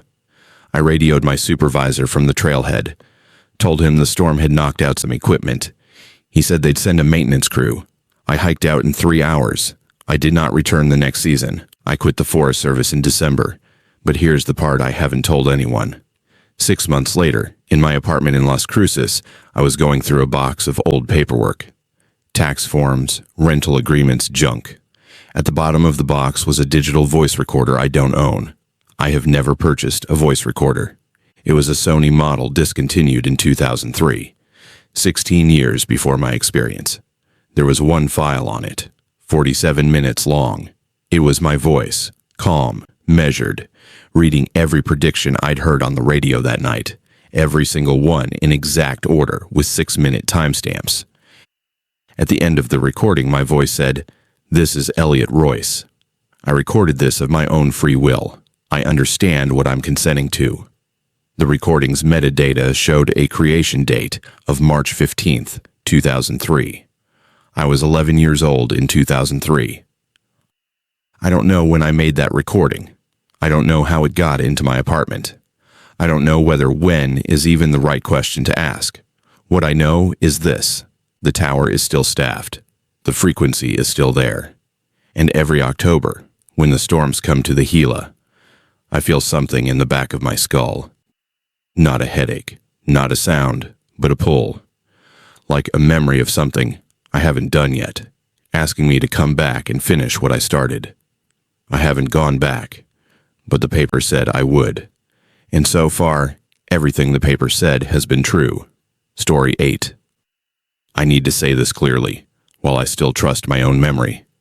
I don't know if I'm the woman who walked into that visitor center. I look like her. I have her wallet, her car keys, her phone, but there's a freckle on my left hand that I've never seen before, and I can't stop staring at it. My name is Dana Caulfield, or it was. I'm 34. I'm an accounts manager for a property insurance firm in Tulsa, and on March 22nd of this year, I was driving through Lake Thunderbird State Park on my way back from a client meeting in Norman, when the sky turned the color of a bruise, and my phone screamed a tornado warning at me. I've lived in Oklahoma my whole life. You don't play games with tornado warnings. The nearest structure was the park's visitor center, a low concrete building near the dam, built solid enough to serve as a storm shelter. I pulled in. The parking lot was already half full with cars that had done the same thing. Inside, the rangers had opened the interior hallway, no windows, reinforced walls, and people were filing in. Families, hikers, a church group in matching t-shirts, a man with a cooler he refused to put down. I counted them because that's what I do. My job is risk assessment. I quantify things. It's instinct, not choice. I stood against the back wall and counted heads. 31, including myself. A ranger named Mitchell was managing the shelter. He had a clipboard. I watched him count. He wrote down a number and moved on to check the emergency radio. I couldn't see what he wrote. The hallway was about 60 feet long and maybe 12 feet wide. Fluorescent lights overhead, half of them on a backup generator. People sat on the floor, leaned against walls, talked quietly. A mother was singing to a toddler. 2 teenagers were looking at a phone. Normal. Completely oppressively normal. I counted again about 15 minutes in, because the wait was boring and I had nothing else to do. 30.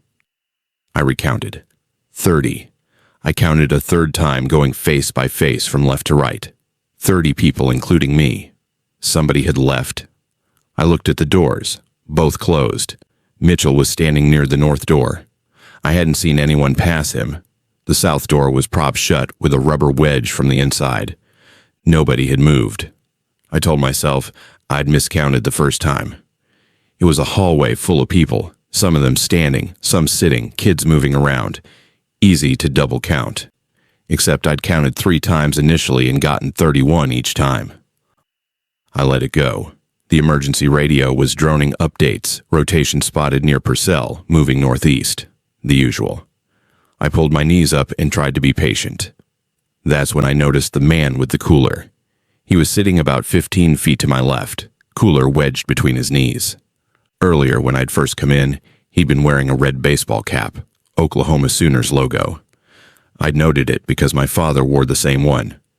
Now the cap was blue, same style, same fit, same wear pattern on the brim, but blue. I stared at him. He was eating trail mix out of a Ziploc bag, not looking at anyone.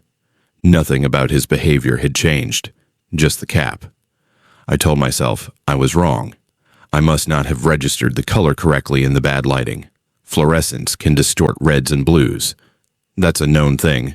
I let it go. 20 minutes later, I counted again. 31.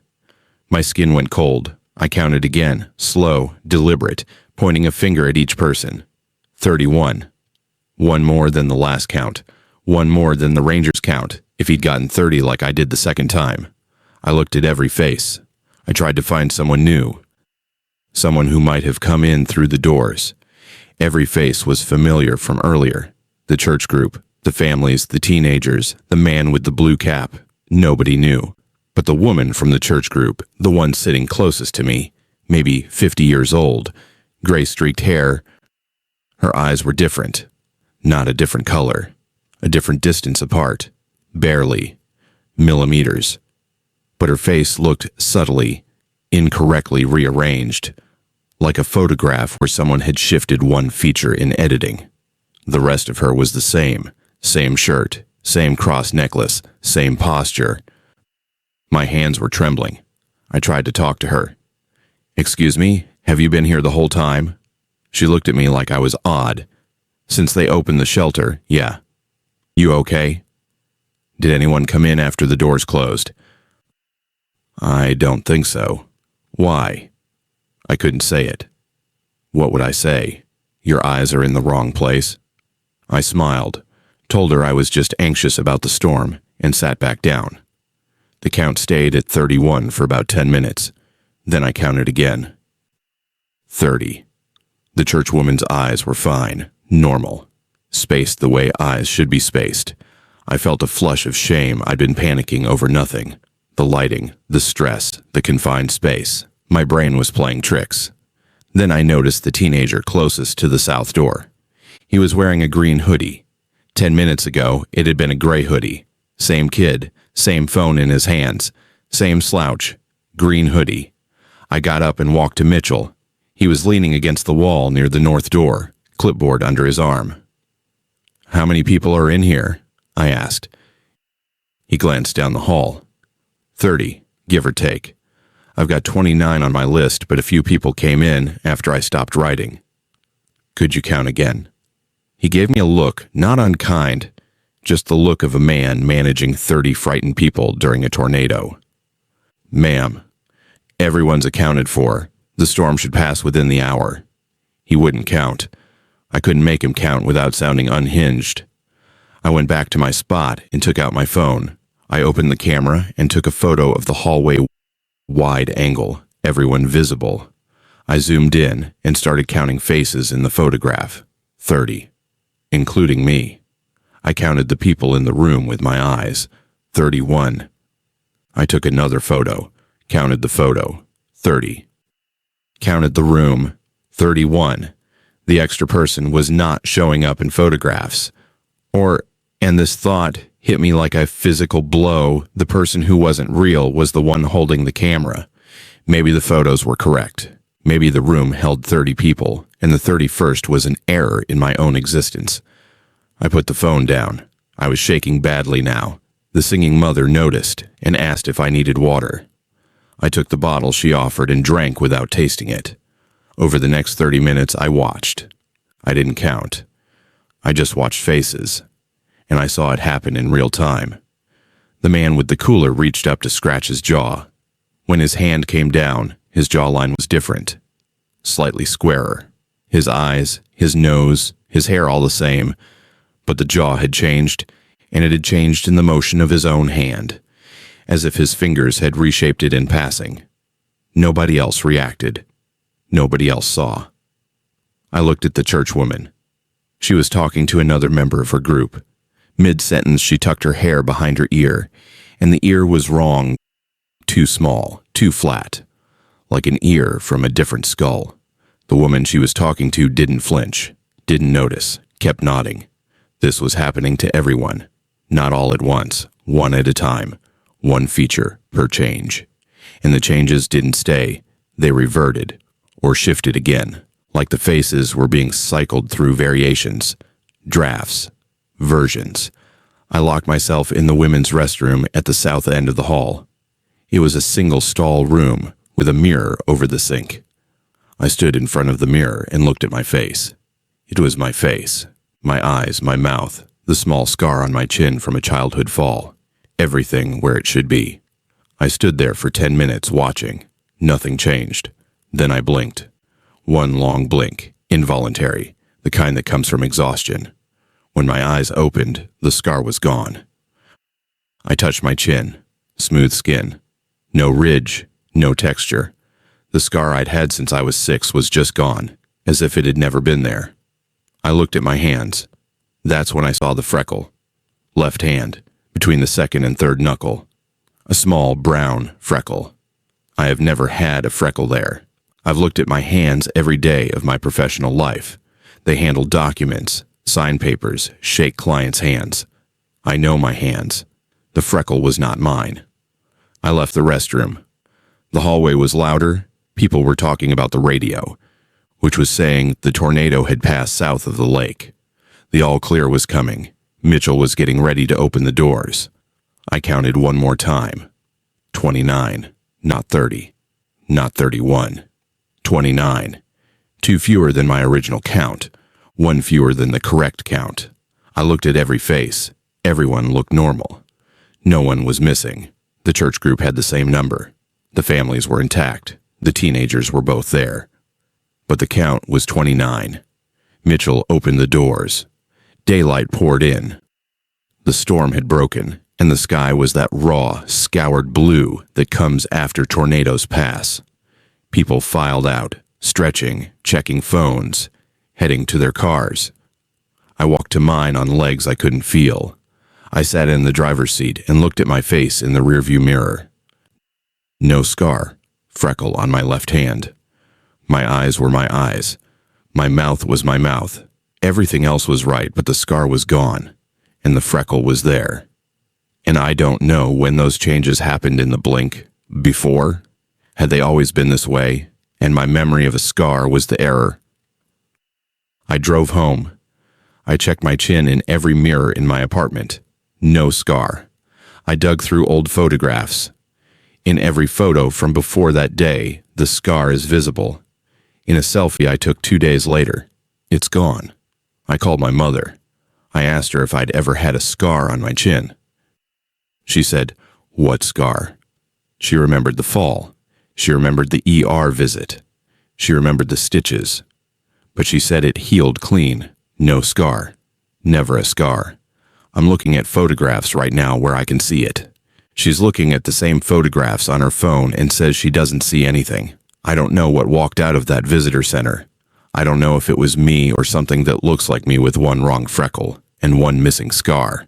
I don't know if the original Dana is one of the ones the count lost, if she's still in that hallway somehow, in a version of the building where the number never resolves. I just know the count was 31. Then it was 30. Then it was 29. And I don't know which count I belong to. Story 9. My buddy Carl looks 20 years younger.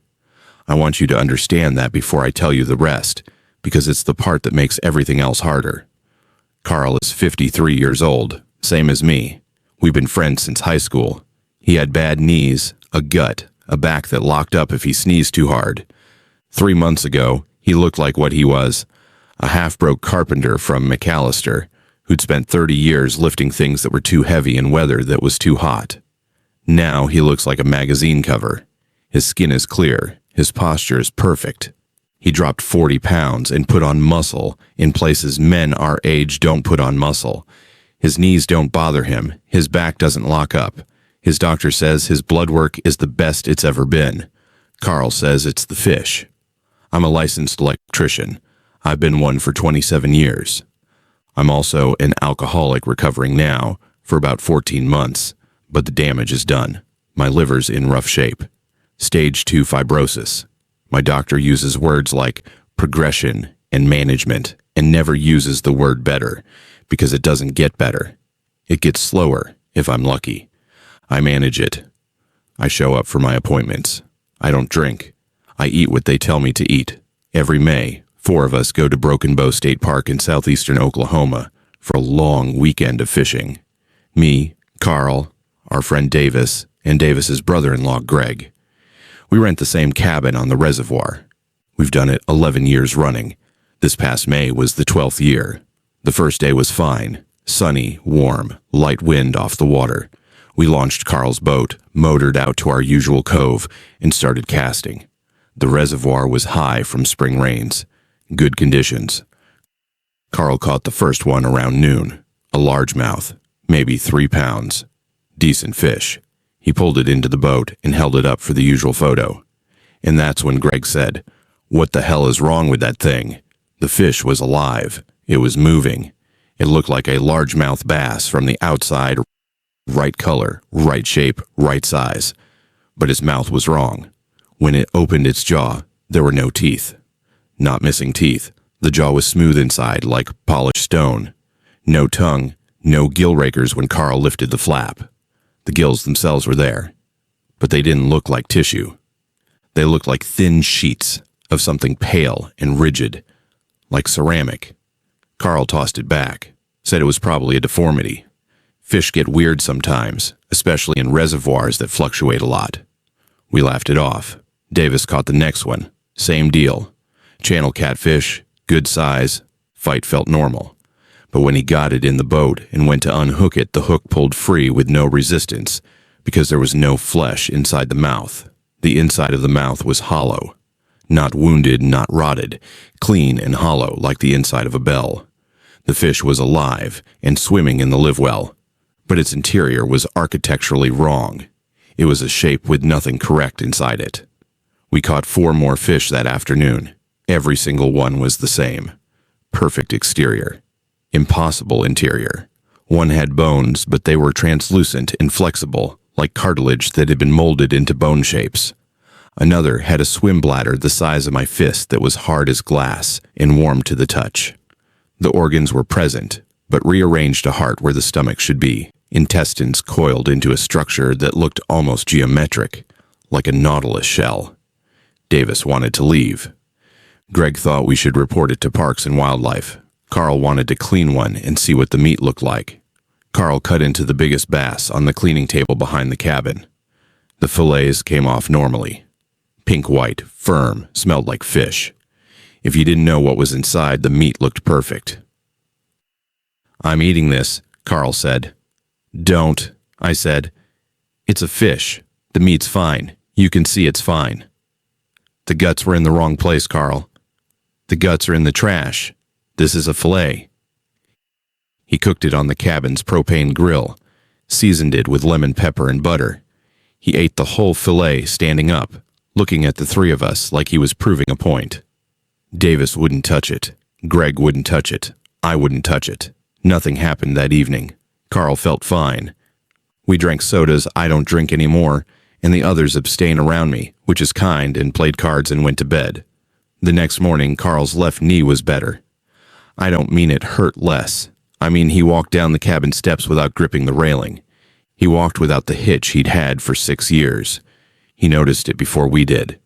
He stood in the kitchen, flexing the knee, bending it, straightening it, his face confused and bright. "Something loosened up," he said. "Must have been the sleep." We fished again that day. Caught more of the same wrong fish. Davis and Greg threw theirs back immediately. Carl kept his. I watched him study one on the deck of the boat. He held it in both hands and peered into its mouth, into that hollow ceramic smooth interior, and his expression wasn't disgust. It was curiosity. Interest.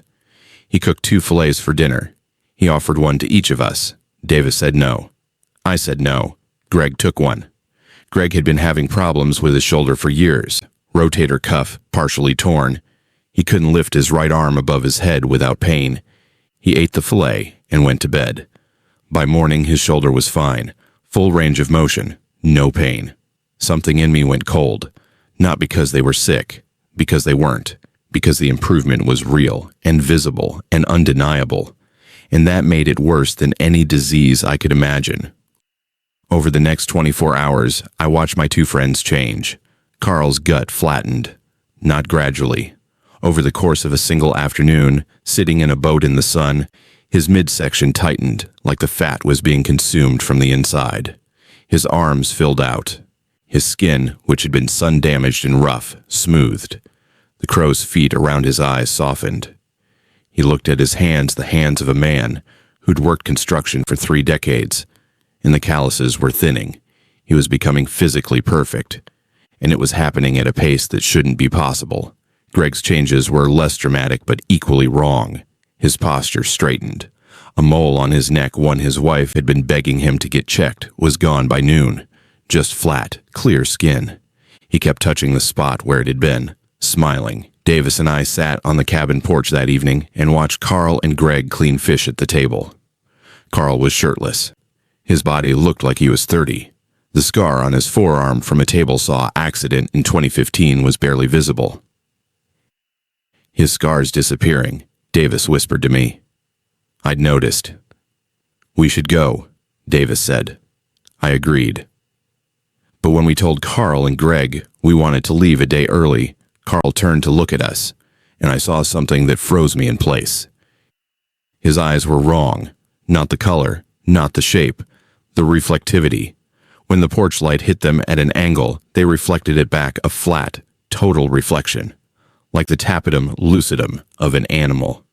Like the eyes of the fish, one flash and then gone, and his eyes were normal blue again. Why would you leave?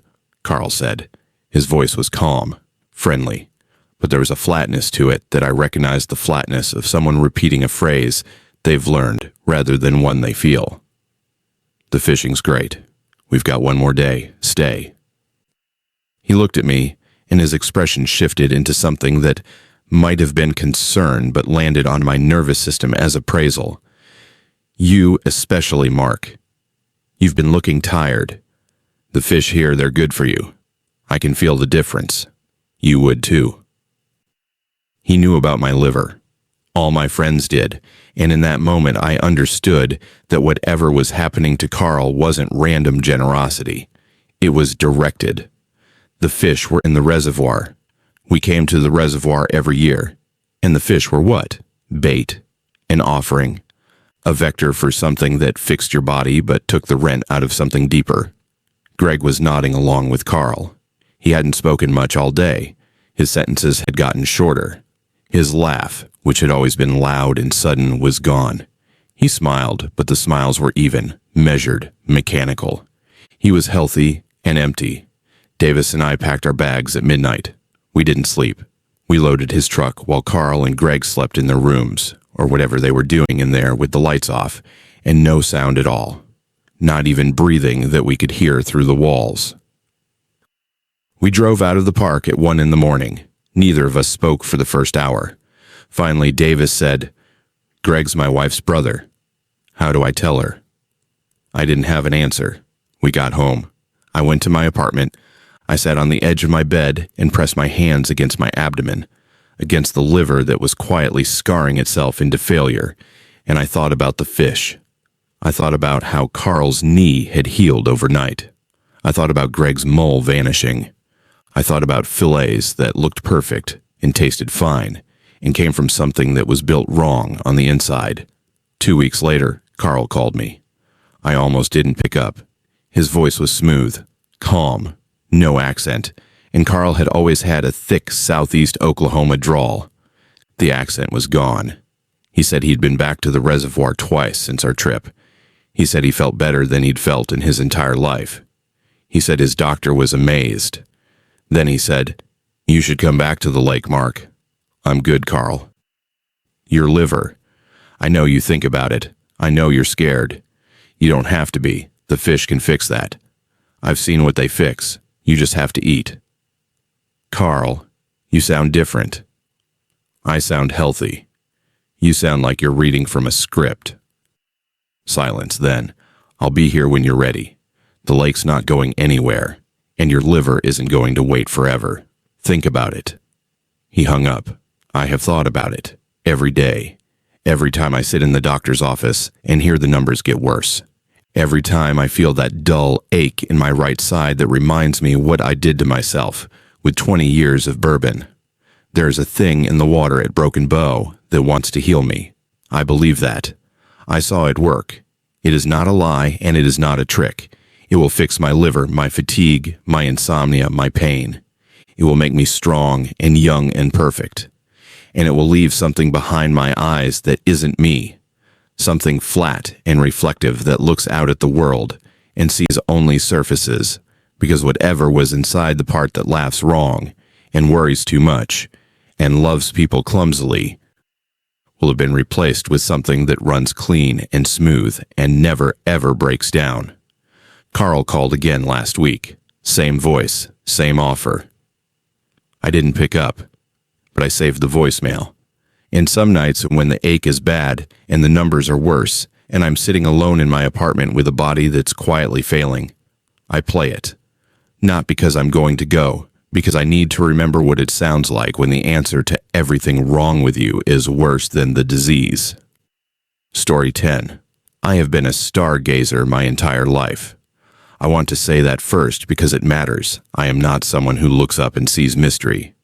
I look up and see mechanics, hydrogen fusion, gravitational lensing, electromagnetic radiation filtered through atmospheric particulate.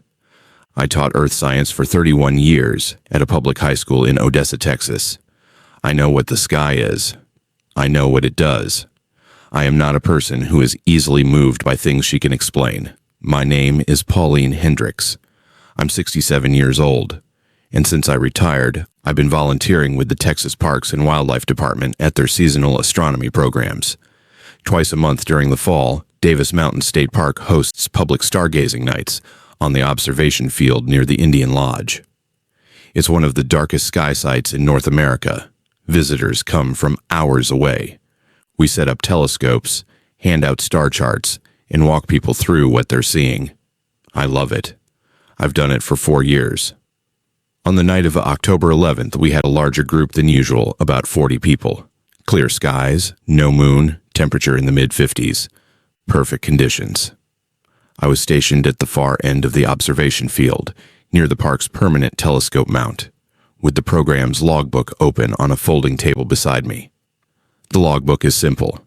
It's a hardbound composition notebook where volunteers record the night's conditions, notable observations, equipment issues, and any celestial events visible during the program.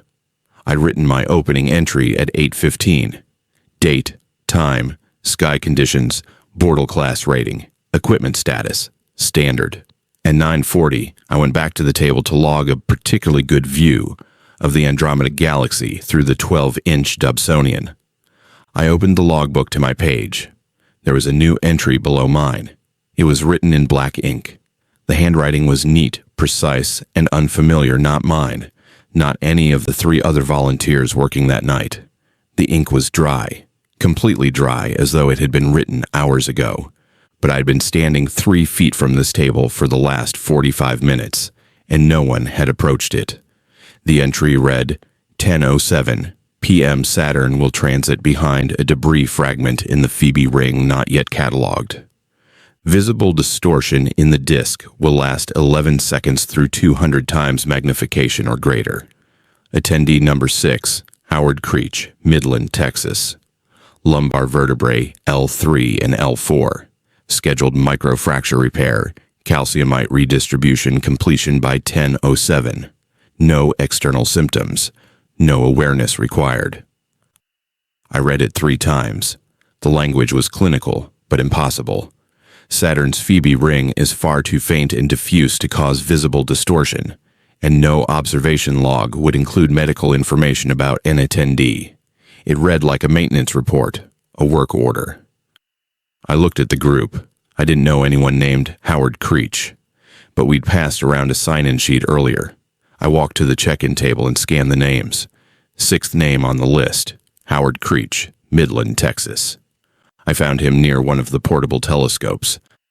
A heavy-set man in his late 60s, khaki jacket, bifocals. He was watching another volunteer adjust the focus. "Mr. Creech, how's your back tonight?" He blinked at me. "My back?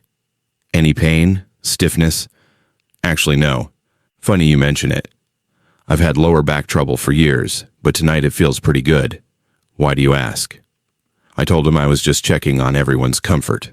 I walked back to the logbook. It was 9:58 p.m. At 10:07, I was looking through the Dobsonian at Saturn. I don't know why I checked. I didn't believe what I'd read, but I checked. At exactly 10:07, the disk of Saturn shivered, a faint, brief distortion like heat shimmer, but localized to the upper edge of the rings. It lasted roughly 11 seconds. Through the eyepiece, it looked like something had passed between us and the planet. Something small, something close, astronomically speaking, something that caused a ripple in the light. Nobody else was looking at Saturn at that moment. No one else saw it. I went back to the logbook. A new entry had appeared. 10:23 p.m. meteor, sporadic, magnitude -3 bearing NNE. No associated shower. Attendee number 14, Maria Solano, Fort Davis, TX, retinal cone density, left eye, scheduled upgrade, spectral range extension into near UV. Completion by 10:23, mild photosensitivity possible for 48 hours. No awareness required. It was 10:11 p.m. I stood beside the table and waited. I did not take my eyes off the logbook. At 10:14, I blinked an ordinary blink, involuntary, maybe a quarter of a second. And when my eyes opened, a new line of text had appeared at the bottom of the entry, in the same handwriting, in ink that was already dry. Field supervisor notation. Volunteer Hendricks is monitoring. Expected. Refer to entry 31. My hands went cold. I flipped through the logbook. There were entries on pages I hadn't written on, dozens of them. Pages that had been blank an hour ago were filled same handwriting, same clinical format. Celestial event, timestamp, attendee name, anatomical procedure, completion time. Every page was a schedule. Every entry paired a specific moment in the sky with a specific modification inside a specific person's body. Entry 31 was on page 19, 11:44 p.m. Alignment Betelgeuse, Rigel, and attendee observation point will form a 33.7 degree triangle at local zenith.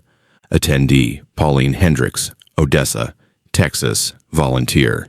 Procedure, prefrontal cortex, enhanced pattern integration, recursive observational capacity. Completion upon reading, no external symptoms, awareness required. Every other entry said no awareness required. Mine said awareness required. I slammed the logbook shut. My hands were shaking so badly I knocked the pen off the table. I pressed my palms flat on the cover and tried to breathe. The field was quiet. 40 people spread across the darkness, looking up through telescopes, murmuring about what they saw. Normal people having a normal experience. And according to the book under my hands, every single one of them was being quietly, precisely, physically altered, bones realigned, tissues adjusted, sensory organs recalibrated on a scheduled time to celestial mechanics that the sky was executing with the indifference of a clock. At 10:23, a meteor streaked across the northeast sky. Bright, maybe magnitude -3. Several people gasped and pointed. I watched Maria Solano, a young woman near the check-in table, flinch and rub her left eye. She laughed and told her friend the flash had dazzled her. I wanted to scream. I didn't scream. I opened the logbook again. New entries, more names, more procedures. A 12-year-old boy, inner ear bone density reinforcement. A woman in her 40s, thyroid receptor sensitivity adjustment. A man with a cane, patellar cartilage regeneration phased over 3 lunar cycles. Every entry was calm. Every entry was specific. Every entry treated the human body as equipment and the sky as the technician. I tore out page 19. I folded it and put it in my jacket pocket.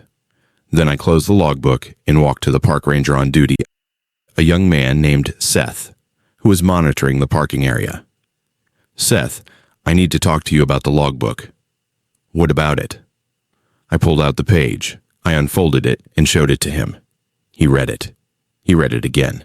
His face didn't change. Pauline, this is your handwriting. No, it isn't. It looks exactly like your handwriting. I looked at the page. It did not look like my handwriting. The letters were too uniform, too mechanical. My handwriting slopes to the right and varies in pressure. This was precise and vertical. "That's not mine," I said. Seth looked at me the way you look at someone you think is confused. He suggested I take a break, get some water. He said the altitude in the dark sometimes affected people. I went back to the table. I opened the logbook to the last written page. A new entry, final entry, written in handwriting that I recognized with a shock that hollowed out my chest. It was mine, my slope, my pressure variation, my specific way of crossing T's with a slight upward hook. Unmistakably mine. It said, 11:44 p.m. acknowledged. Procedure complete. Enhanced pattern integration is active. Recursive observational capacity is functioning. The log will continue to be visible to Volunteer Hendricks for the remainder of her service. This is expected. This is by design. Awareness is required because observation is the function she has been scheduled to perform. End of session notation. I had not written those words. My hand had not touched the pen. But the handwriting was mine, not an imitation, not close, but mine in the way that only decades of muscle memory can produce. Whoever or whatever wrote it had access to my motor patterns at a level deeper than consciousness. It was 11:16 p.m. The entry was time-stamped 11:44. I sat down and waited, not because I was calm, because there was nowhere to go. The modification the log described, completion upon reading, had already been triggered. I'd read entry 31 at 10:33 p.m. If the log was accurate about everything else, the meteor, Saturn, Howard Creech's back, Maria Solano's eye, then it was accurate about me. At 11:44 p.m., Beetlejuice and Rigel reached the alignment the log described. I know because I felt it. Not emotionally, physically. A faint, settling sensation behind my forehead like a lens clicking into focus. It lasted less than a second, and then the sky looked different. Not brighter, not more colorful, more organized. I could see the patterns, not constellations. Those are human projections. But the actual structural relationships between stars, the angular dependencies, the gravitational choreography. I could see how the sky was a mechanism, and the mechanism was running, and it had always been running, and the observation field, and the telescopes, and the 40 people looking up were not observers. They were components. We were all components, maintained on a schedule, adjusted by the light. I finished my shift. I said goodnight to the other volunteers. I drove back to my apartment in Fort Davis. I sat at my kitchen table and looked at my hands, the hands that had apparently written an acknowledgement I don't remember writing, and I tried to feel afraid. I couldn't. Whatever was done to me behind my forehead had made the fear smaller, not gone, smaller, like a sound turned down to a level where you can still hear it, but it no longer interrupts your thinking. The fear was there, but the pattern recognition was louder, and the patterns were everywhere, in the grain of the table, in the rhythm of the refrigerator's compressor, in the spacing of my own heartbeats. Everything was organized. Everything was scheduled. Everything was running exactly as it should. I went back to the park the following week. I opened the logbook. New entries, new names, new procedures. The schedule continues. It has always continued. I log the sky conditions. I note the equipment status. And between my entries, in handwriting that isn't mine until the final line when it is, the real log keeps itself. I don't know who reads it besides me. I don't know if awareness is a privilege or a punishment. I don't know why I was selected to see the schedule when everyone else gets the mercy of ignorance, but I will tell you this. If you have ever looked at the stars and felt a click, a small involuntary alignment like something settling into place inside your skull, it wasn't wonder. It wasn't awe. It was maintenance. And you were on the schedule before you were born. Story 11. I need to explain something about sign language before I tell you what happened, because if you don't understand how ASL works, the rest of this won't make sense. And it needs to make sense. I need at least one person to understand why I can't leave my apartment anymore. American Sign Language is not English performed with your hands. It's a complete language with its own grammar, its own syntax, its own way of constructing meaning. The signs aren't arbitrary. They have internal logic, spatial relationships, a syntax that uses the three-dimensional space in front of the signer's body. When you're fluent, you don't translate. You think in the language. You perceive meaning directly from movement. My name is Aaron Coyle. I'm 39. I've been a freelance ASL interpreter for 14 years. I'm hearing. I learned to sign from my older sister who was born deaf, and I got certified through RID when I was 25. I'm good at my job. I say that not to boast, but because it matters that my perception of ASL was trained, precise, and reliable before what happened at Huntsville. Last August, Texas Parks and Wildlife hosted an accessible outdoor camping program at Huntsville State Park for deaf and hard-of-hearing families. 5 days, 32 campers, ages ranging from 8 to 70. The park hired 4 interpreters. I was one of them. We were there to facilitate communication between the campers and the hearing park staff, rangers, naturalists, activity leaders. Standard work, good work. I liked it. The first 2 days were fine. Pine forest, lakeside campsites, humidity like breathing through wet fabric. The campers were a mix, some lifelong ASL users, some late deafened adults who relied on a combination of signing and lip reading. The kids were the best part. Deaf kids at summer camp, running around in the woods, perfectly happy. On the morning of the 3rd day, I was interpreting for a nature walk led by a park naturalist named Deborah. She was explaining the ecosystem of the pine understory soil composition, fungal networks, the relationship between longleaf pines and controlled burns. I was signing her words for a group of about 15 campers.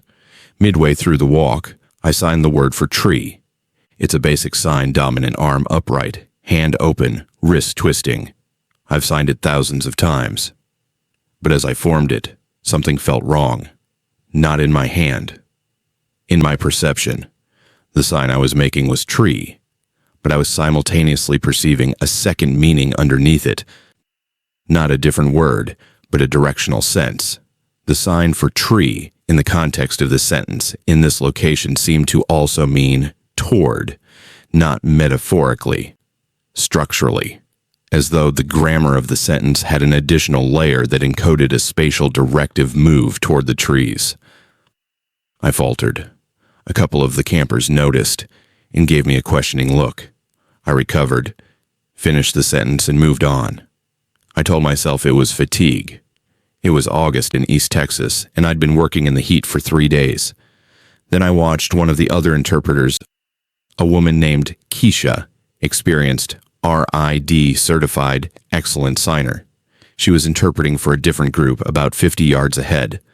I watched her sign the phrase, "The birds are nesting higher this year," standard content. But as I watched her hands, I perceived the same double layer. Underneath the surface meaning, her signs also communicated, gather at elevation, move upward. I watched the deaf campers in her group. They were nodding, engaged, responding naturally. Nobody looked confused. Nobody asked for clarification. They received her signs, both layers, with complete ease. That's when the first real chill hit me. Not because the campers were confused, because they weren't. I pulled Keisha aside during the lunch break. "Did you notice anything weird with the signs this morning?" "Weird how?" "Like, there's a second layer, a different meaning running underneath the surface." She looked at me carefully. "Aaron, I've been signing for 20 years. There's always nuance and context.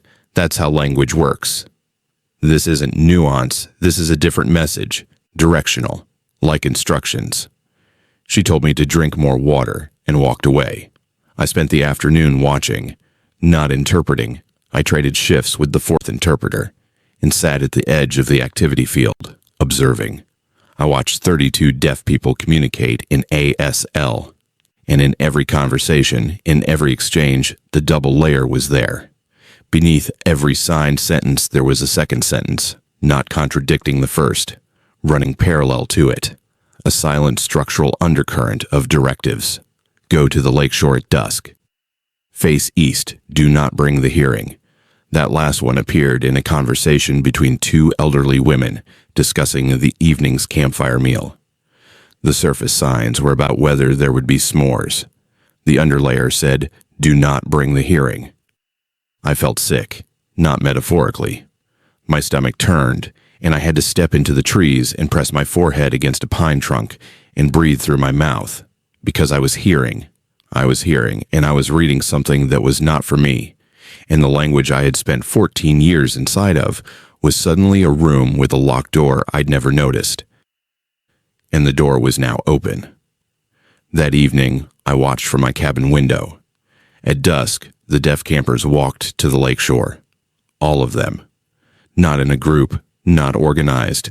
They drifted down individually, casually, as if each had independently decided to take a walk at the same time. They stood along the water's edge facing east.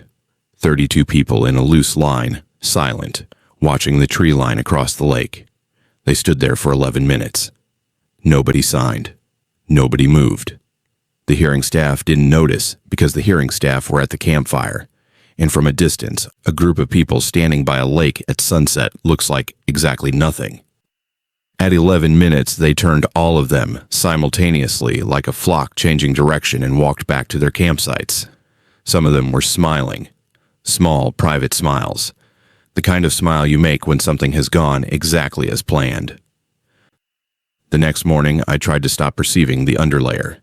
I focused on surface signs only. I interpreted for the morning activity a guided fishing lesson, and I forced myself to read only the visible meaning. It worked for about 20 minutes. Then the naturalist held up a fishing lure, and I signed hook, and underneath hook was anchor, and underneath anchor was remain, and the instruction cascaded, remain here, do not leave until the alignment. I don't know what alignment. The sign didn't specify, but the word hit me with a physical force, a pressure in my inner ear, a ringing sensation that lasted 3 seconds and left my balance slightly off. I stumbled and sat down. One of the deaf campers, a man in his 50s named Gerald, retired postal worker, kind face, softball-sized hands, knelt beside me. "You can see it," he signed. Not a question. I looked at him. His face was patient, not surprised. "You're not supposed to," he continued. "Hearing people don't. Something in you is different." "What is the second layer?" I signed back. My hands were shaking. Gerald watched my hands. Then he signed, very slowly, very carefully, a single compound phrase that I had never seen before, a sign that used both hands, both arms, the torso, and a specific tilt of the head. It was not in any ASL dictionary. It was not in any curriculum I'd ever studied.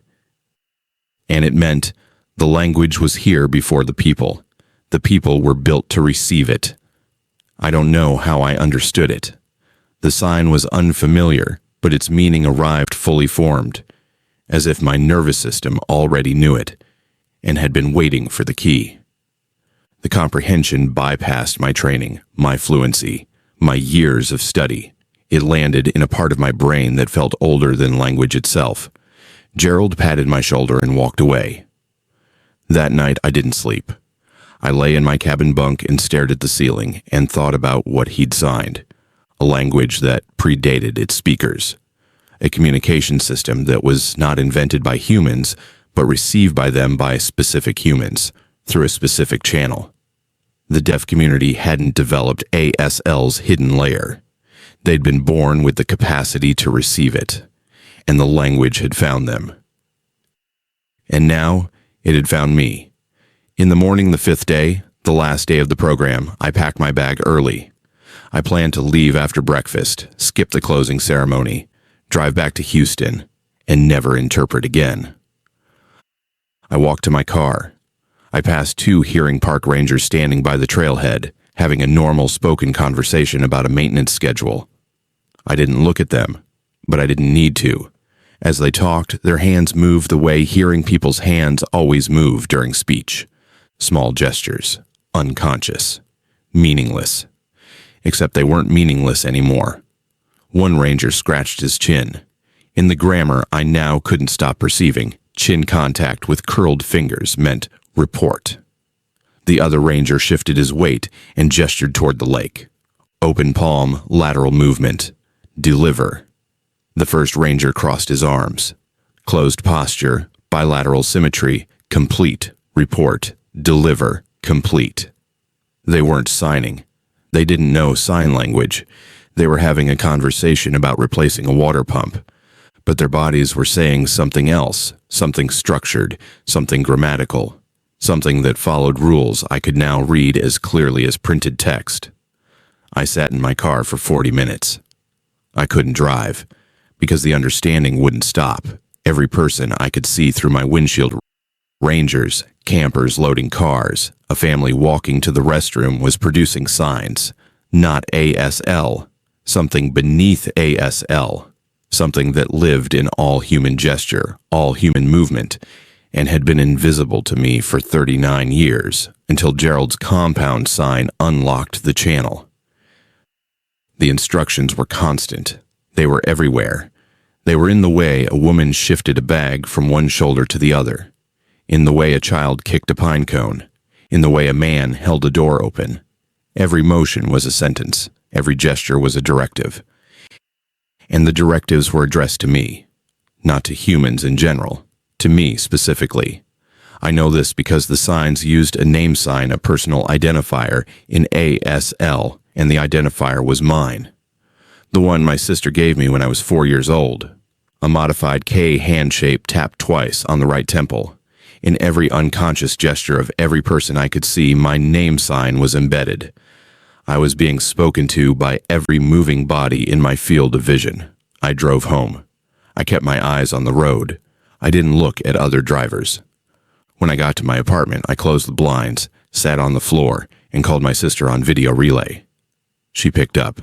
She was in her kitchen, drying a dish. Before the relay interpreter even began, before she signed a single intentional word, I read her body. The way she held the dish, the way her elbow rested against her side, the way her head was tilted. It said, "You were always going to see this. We hoped it would take longer." I hung up. I haven't called her back. That was 3 months ago. I don't leave my apartment unless I have to. When I go to the grocery store, I wear dark glasses and look at the floor. It doesn't help. I can feel the signs even when I can't see them, the air displacement of a stranger's arm, the vibration of footsteps that carry rhythmic information, the ambient semaphore of human bodies existing in space. The instructions don't stop. They tell me where to go. They tell me when to arrive. They tell me what I'll see when I get there. I haven't followed a single one, but they're getting more specific.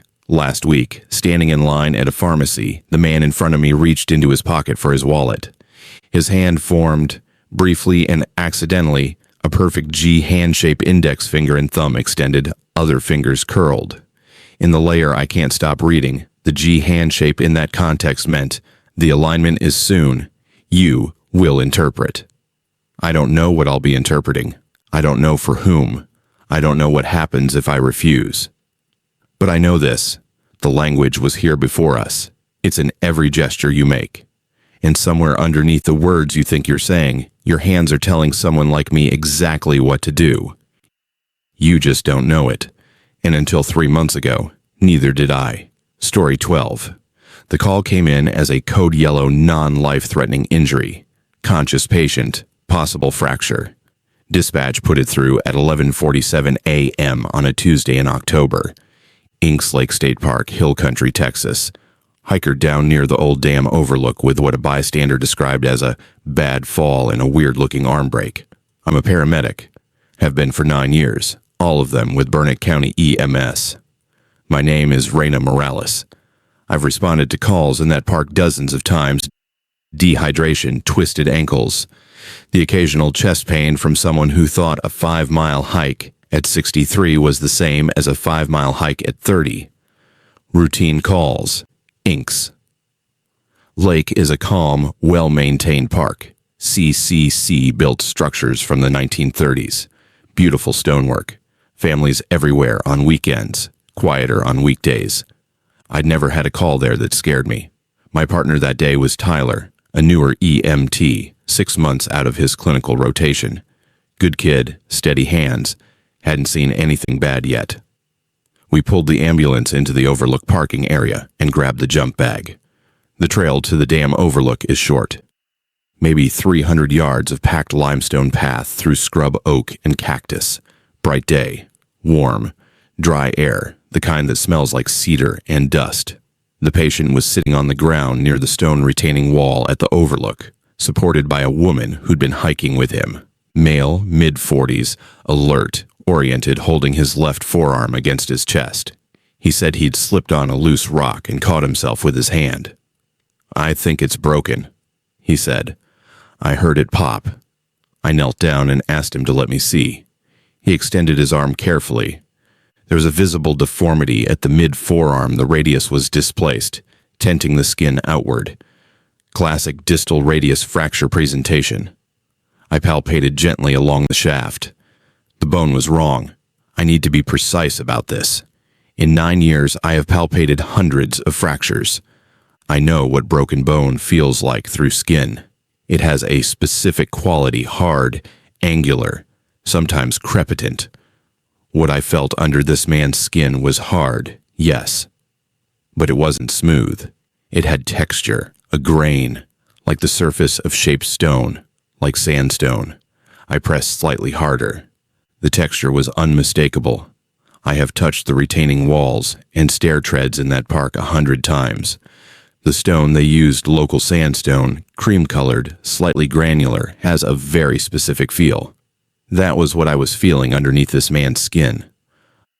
I pulled my hand back. I looked at his face. He was grimacing, waiting for me to splint him. "Does it hurt?" I asked. "Yeah, a lot." It hurt like a fracture. He was responding like a person with a fracture, but the structure under the skin was not bone. I splinted the arm. I told Tyler to get the stretcher. The woman who'd been with the hiker asked if he'd be okay, and I said yes. Standard fracture. We'd transport to Seton Highland Lakes. Normal words. Normal protocol. My hands were steady because 9 years of training made them steady. But inside my chest, something had gone very quiet. The way an animal goes quiet when it smells a predator. We loaded him into the ambulance. Tyler drove. I sat in the back with the patient and monitored his vitals. Blood pressure, pulse, oxygen saturation, all normal. I looked at the splinted arm. Through the gap in the wrap, I could see a small area where the skin had abraded during the fall. The scrape should have shown pink dermis, maybe a little blood. It showed cream-colored granular material, sandstone. Where the skin was missing, the underlying tissue was stone. I covered it with a gauze pad and said nothing. We delivered him to the ER. I gave my report to the receiving nurse. Mechanism of injury, vitals, suspected distal radius fracture, abrasion dressed. I did not mention what I'd seen under the skin. I couldn't. Not because I was afraid of sounding crazy, but because when I opened my mouth to say the tissue looked like stone, what came out was, the tissue looked normal. The correction happened in my mouth, not my mind. I knew what I'd seen. The words refused to match. Tyler and I drove back to the station. Another call came in 30 minutes later. Inks Lake again. A woman at the swim beach area complaining of dizziness and hair loss. We responded. The woman was sitting on a picnic bench near the beach, mid-30s. Tourist, visibly distressed. Clumps of her hair had come out in her hands. She held them out to show me, and I took them gently, and the wrongness hit me again. The hair was not hair. It was filament. Thin, flexible, cream and tan-colored filament with a mineral sheen. It looked like hair from a foot away. In my hand, it felt like spun calciumite, like the park's limestone drawn into threads. I examined her scalp. Where the hair had detached, the skin looked normal pink, healthy. But when I pressed gently, the scalp had the same grain I'd felt in the hiker's arm. A texture beneath the surface. Stone-wearing skin. "Am I okay?" she asked. "We're going to get you checked out," I said. And again, when I tried to add more to say what I was actually feeling, what I was actually finding, the words rerouted. I heard myself say, possible allergic reaction, and I couldn't force the true words out. It wasn't a choice. It was a wall. The language I had access to simply did not include an accurate description of what was happening. Tyler didn't notice anything unusual. He bagged the hair sample in a Ziploc, labeled it, and carried on. I watched him handle it without reaction. The mineral sheen, I could see clearly, was invisible to him. Or he lacked the context to interpret it. Or whatever was happening was only legible to hands that had already touched it. After we transported the woman, I asked dispatch to route other calls to a different unit. I told them I needed to do a vehicle check. Then I drove back to Inks Lake alone. It was early afternoon. The park was quiet. A few cars in the lots, a couple of fishermen on the shore, a family leaving the picnic area. I parked at the dam overlook and walked to the retaining wall. I placed my hand on the stone. It was warm, not sun warm, body warm. 98 degrees, the way human skin feels when you press your palm to someone's forehead. And underneath the warmth, a vibration, not mechanical, rhythmic, slow and regular, like a resting heart rate. I pulled my hand away. I looked at the wall. Cream-colored sandstone, CCC-era masonry, mortar lines, tool marks from 90 years ago. It looked like a wall, but it felt like a body. I walked along the dam. The dam at Inks Lake is a modest structure, concrete core with a stone facade, maybe 200 feet across. I trailed my hand along its surface as I walked. The warmth was everywhere. The pulse was everywhere. And as I reached the center of the dam, I felt something that made me stop and press both palms flat against the stone. Pores.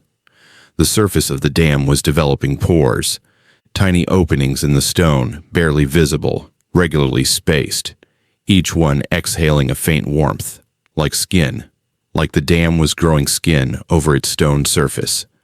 And the pores were the first feature to emerge. I took my hands off the dam and looked at them. My palms were coated in a fine, cream-colored dust. I rubbed my fingers together. The dust felt like powder, like calcium, like ground bone, like pulverized sandstone. It was all the same thing. It had always been the same thing. I walked to the far side of the overlook, where a stone bench faced the lake. A man was sitting on the bench. I'd assumed he was a visitor. Jeans, hiking boots, flannel shirt. He was sitting very still, looking at the water. "Sir, are you all right?" He didn't turn his head. I walked around the bench to face him. His eyes were open. He was breathing slow, steady, rhythmic, matching the pulse I'd felt in the dam. His hands rested on his thighs. His legs below the knee were not separate from the bench. There was no gap between his jeans and the stone seat. The fabric merged into the stone in a smooth, gradual gradient. Denim, becoming calcium, becoming carved sandstone. His hiking boots were part of the bench's leg, the rubber tread melting into the base. He was growing out of the bench, or the bench was growing into him. The boundary was gone. He turned his head and looked at me. His eyes were clear, human, aware. "Beautiful day," he said. I backed away. I didn't answer. I walked, then jogged, then ran down the trail toward the parking lot. As I passed the trailhead signpost, a wooden post with a metal plaque, I grabbed it to steady myself. The wood was warm. The grain of the wood was too regular. When I let go, I left a handprint in the surface. Not in dust. In the wood itself. The material had softened under my touch, like flesh. And the print of my palm was pressed into it, slowly rising back to flat. My radio was clipped to my belt. I reached for it. The case was warm. I gripped it and keyed the mic. The case bonded to my hand, not stuck. Bonded. The hard plastic of the radio housing softened at the contact points and conformed to my fingers, filling the spaces between them, molding against my skin with a warmth and a give that was organic. I felt the material pulse once, twice, in sync with the dam, in sync with the man on the bench, in sync with whatever heartbeat was running through every structure in this park. I ripped my hand free. The radio came away, but skin didn't. A thin layer of my palm stayed behind, adhered to the radio case. I felt the sting, saw the raw pink patch on my hand. The skin I'd left behind was already darkening, taking on the color of the plastic, blending in, being absorbed. I dropped the radio. I ran to the ambulance. The tires were sunk into the asphalt by an inch, not flat, not deflated, but rooted. Thin tendrils of rubber extended from the tire walls into the blacktop, branching like veins. The ambulance was being incorporated into the parking lot. I didn't try to start the engine. I climbed over the guardrail at the park entrance and walked along the highway shoulder for a mile until I reached a gas station. I called dispatch from the gas station phone. I told them the ambulance had mechanical trouble and I needed a ride back to the station. Before I left, I turned and looked back at the park. From the highway, Inks Lake State Park looked the way it always looked. Stone walls, green trees, blue water, a brown wooden entrance sign. Pretty, calm, ordinary, but I could feel it in my hand, the one that had touched the dam, the one that had lost skin to the radio. In the bones of that hand, there was a new texture, a grain, faint but definite. The same sandstone grain I'd felt in the hiker's fracture. It was in me now, and I understood with a nauseating clarity that the boundary between the park and the people in it was not a boundary at all. It was a gradient, a slow, patient, permanent gradient that had been dissolving for 90 years, since the CCC workers laid the first stone, and every person who had ever touched those walls had carried a little of the park away in their bones, and left a little of their bones in the park. I went to my doctor. I described the grain in my hand, except I didn't. I described a tingling sensation. The true words wouldn't come. I said numbness, and meant something is growing in me that is not me. I said I may have touched something irritating, and meant the park is alive, and it's making people out of itself, and I can feel it in my skeleton. The X-ray showed normal bone. My doctor said I was fine. I am not fine. The grain is spreading. It's in my wrist now, my forearm.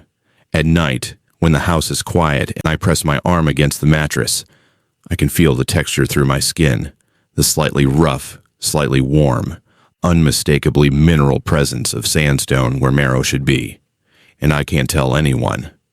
Not because they won't believe me, because the words won't come out right.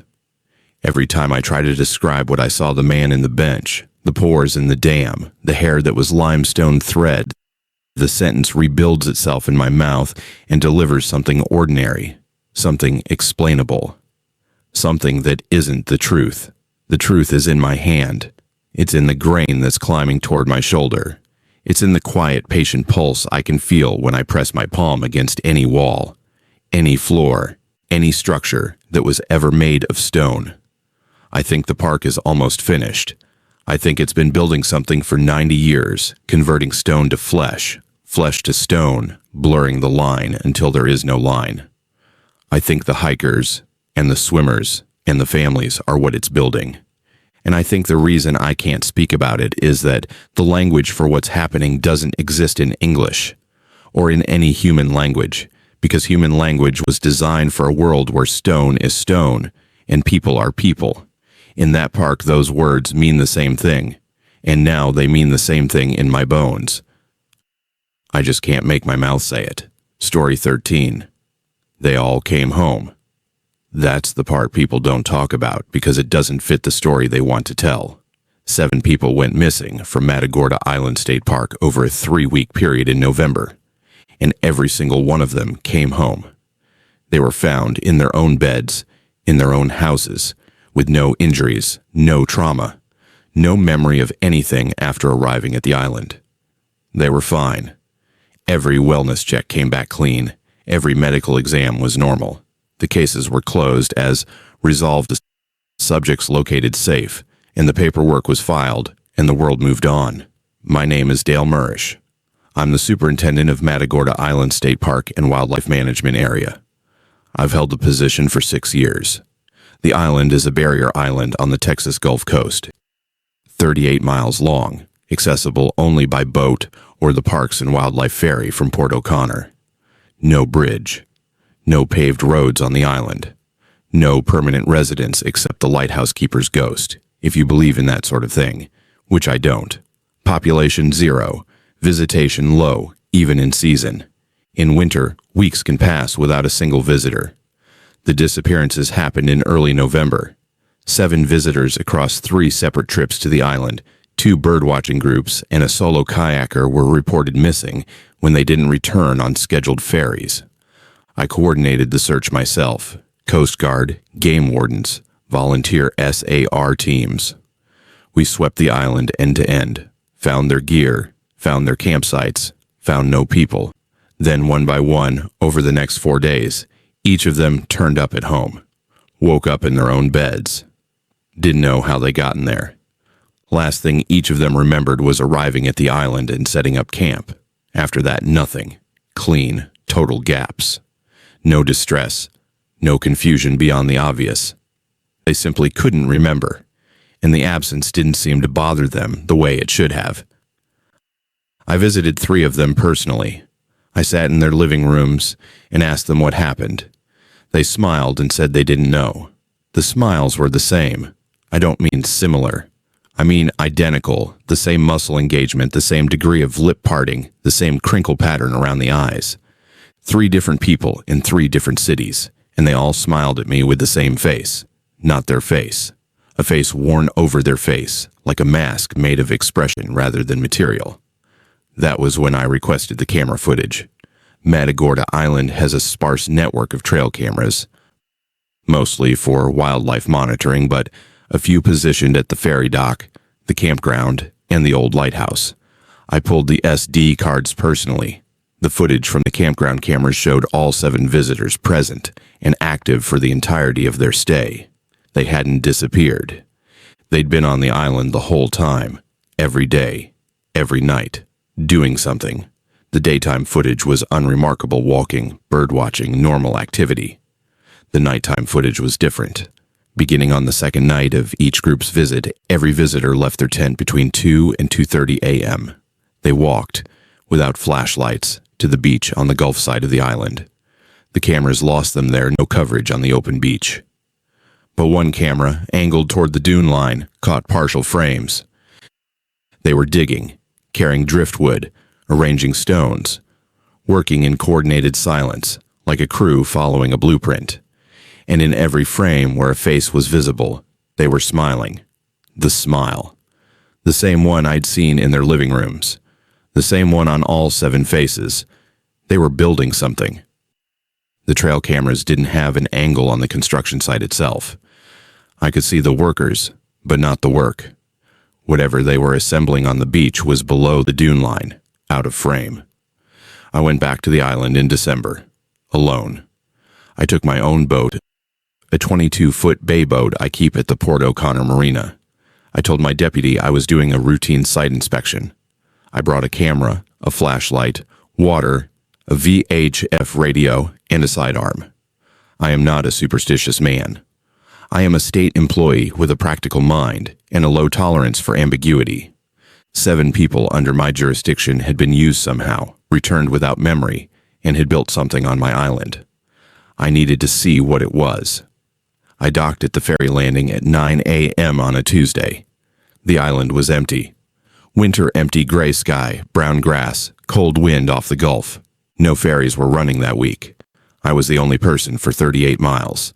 I drove the park's utility vehicle along the island's central track to the campground. Everything was in order. Fire rings cold, picnic tables weathered, trash cans empty.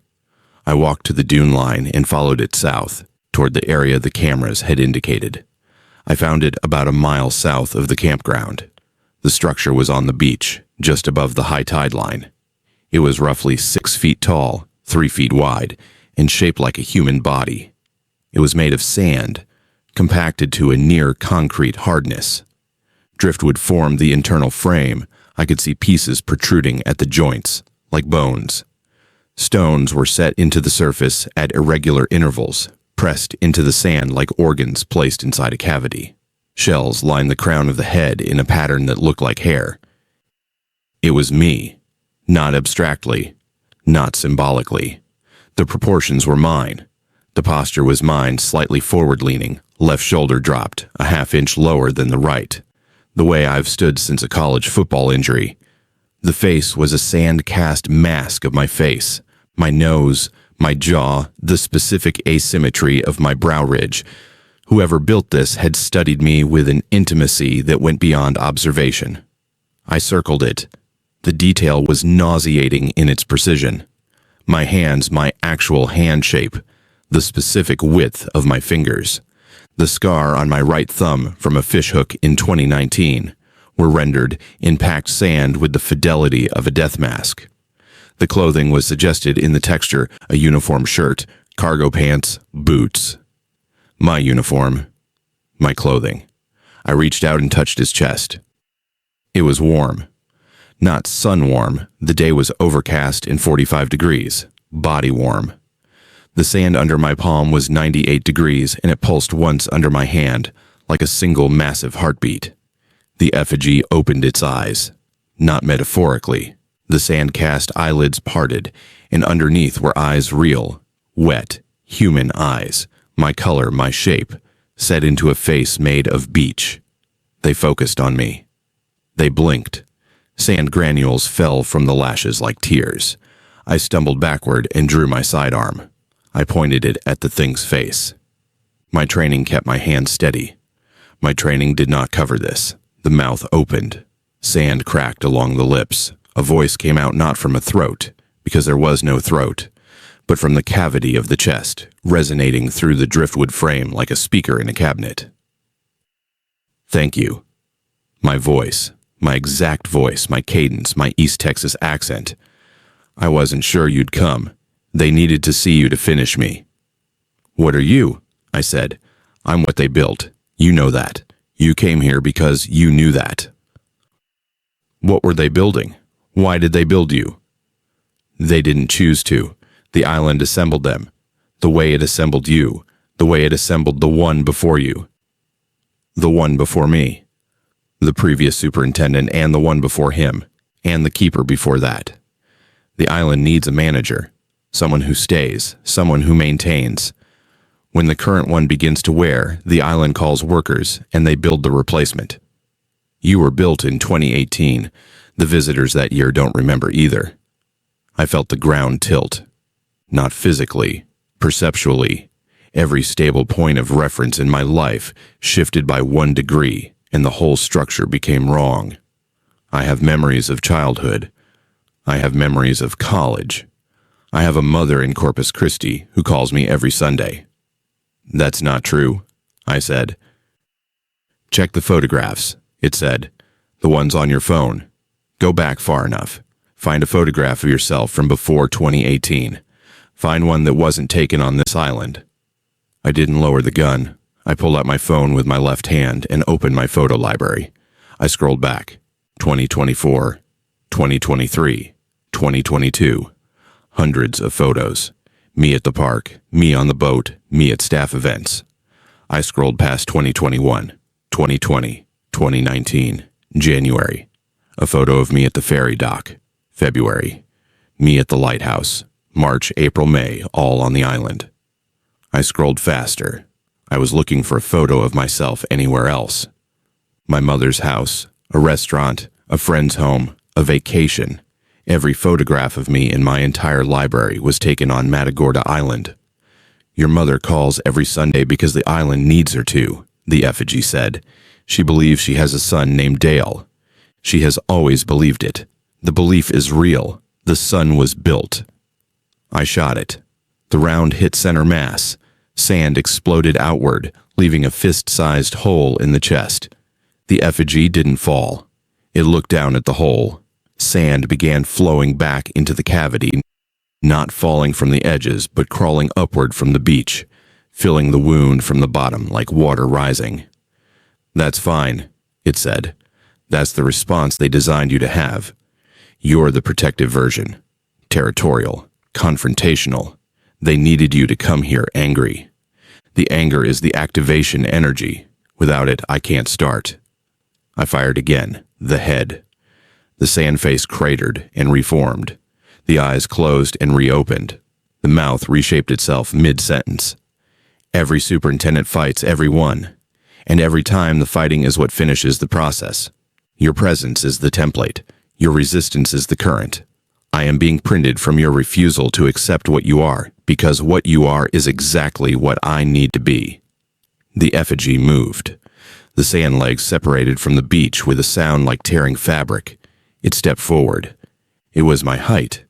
It was my build. It was my face. No longer made of sand, but transitioning, the surface smoothing, the color warming, the texture resolving into something that looked less like a sculpture and more like a man. I ran. I ran across the dune line, through the grass, down the vehicle track, all the way to the ferry dock. My boat was tied where I'd left it. I threw myself aboard, started the engine, and backed out of the slip. As I cleared the dock, I saw it, standing at the end of the pier, fully formed, wearing my uniform, my face, my posture. It raised one hand, my scar, my ring, and waved, not mockingly, functionally, the way I wave at the ferry when it departs. I gunned the engine and ran for the mainland. I'm in Port O'Connor now. I'm sitting in my truck in the marina parking lot. I have called my mother. She answered. She called me Dale. She asked about the weather on the island. I told her I'm not going back. She laughed and said, "You always say that after an inspection.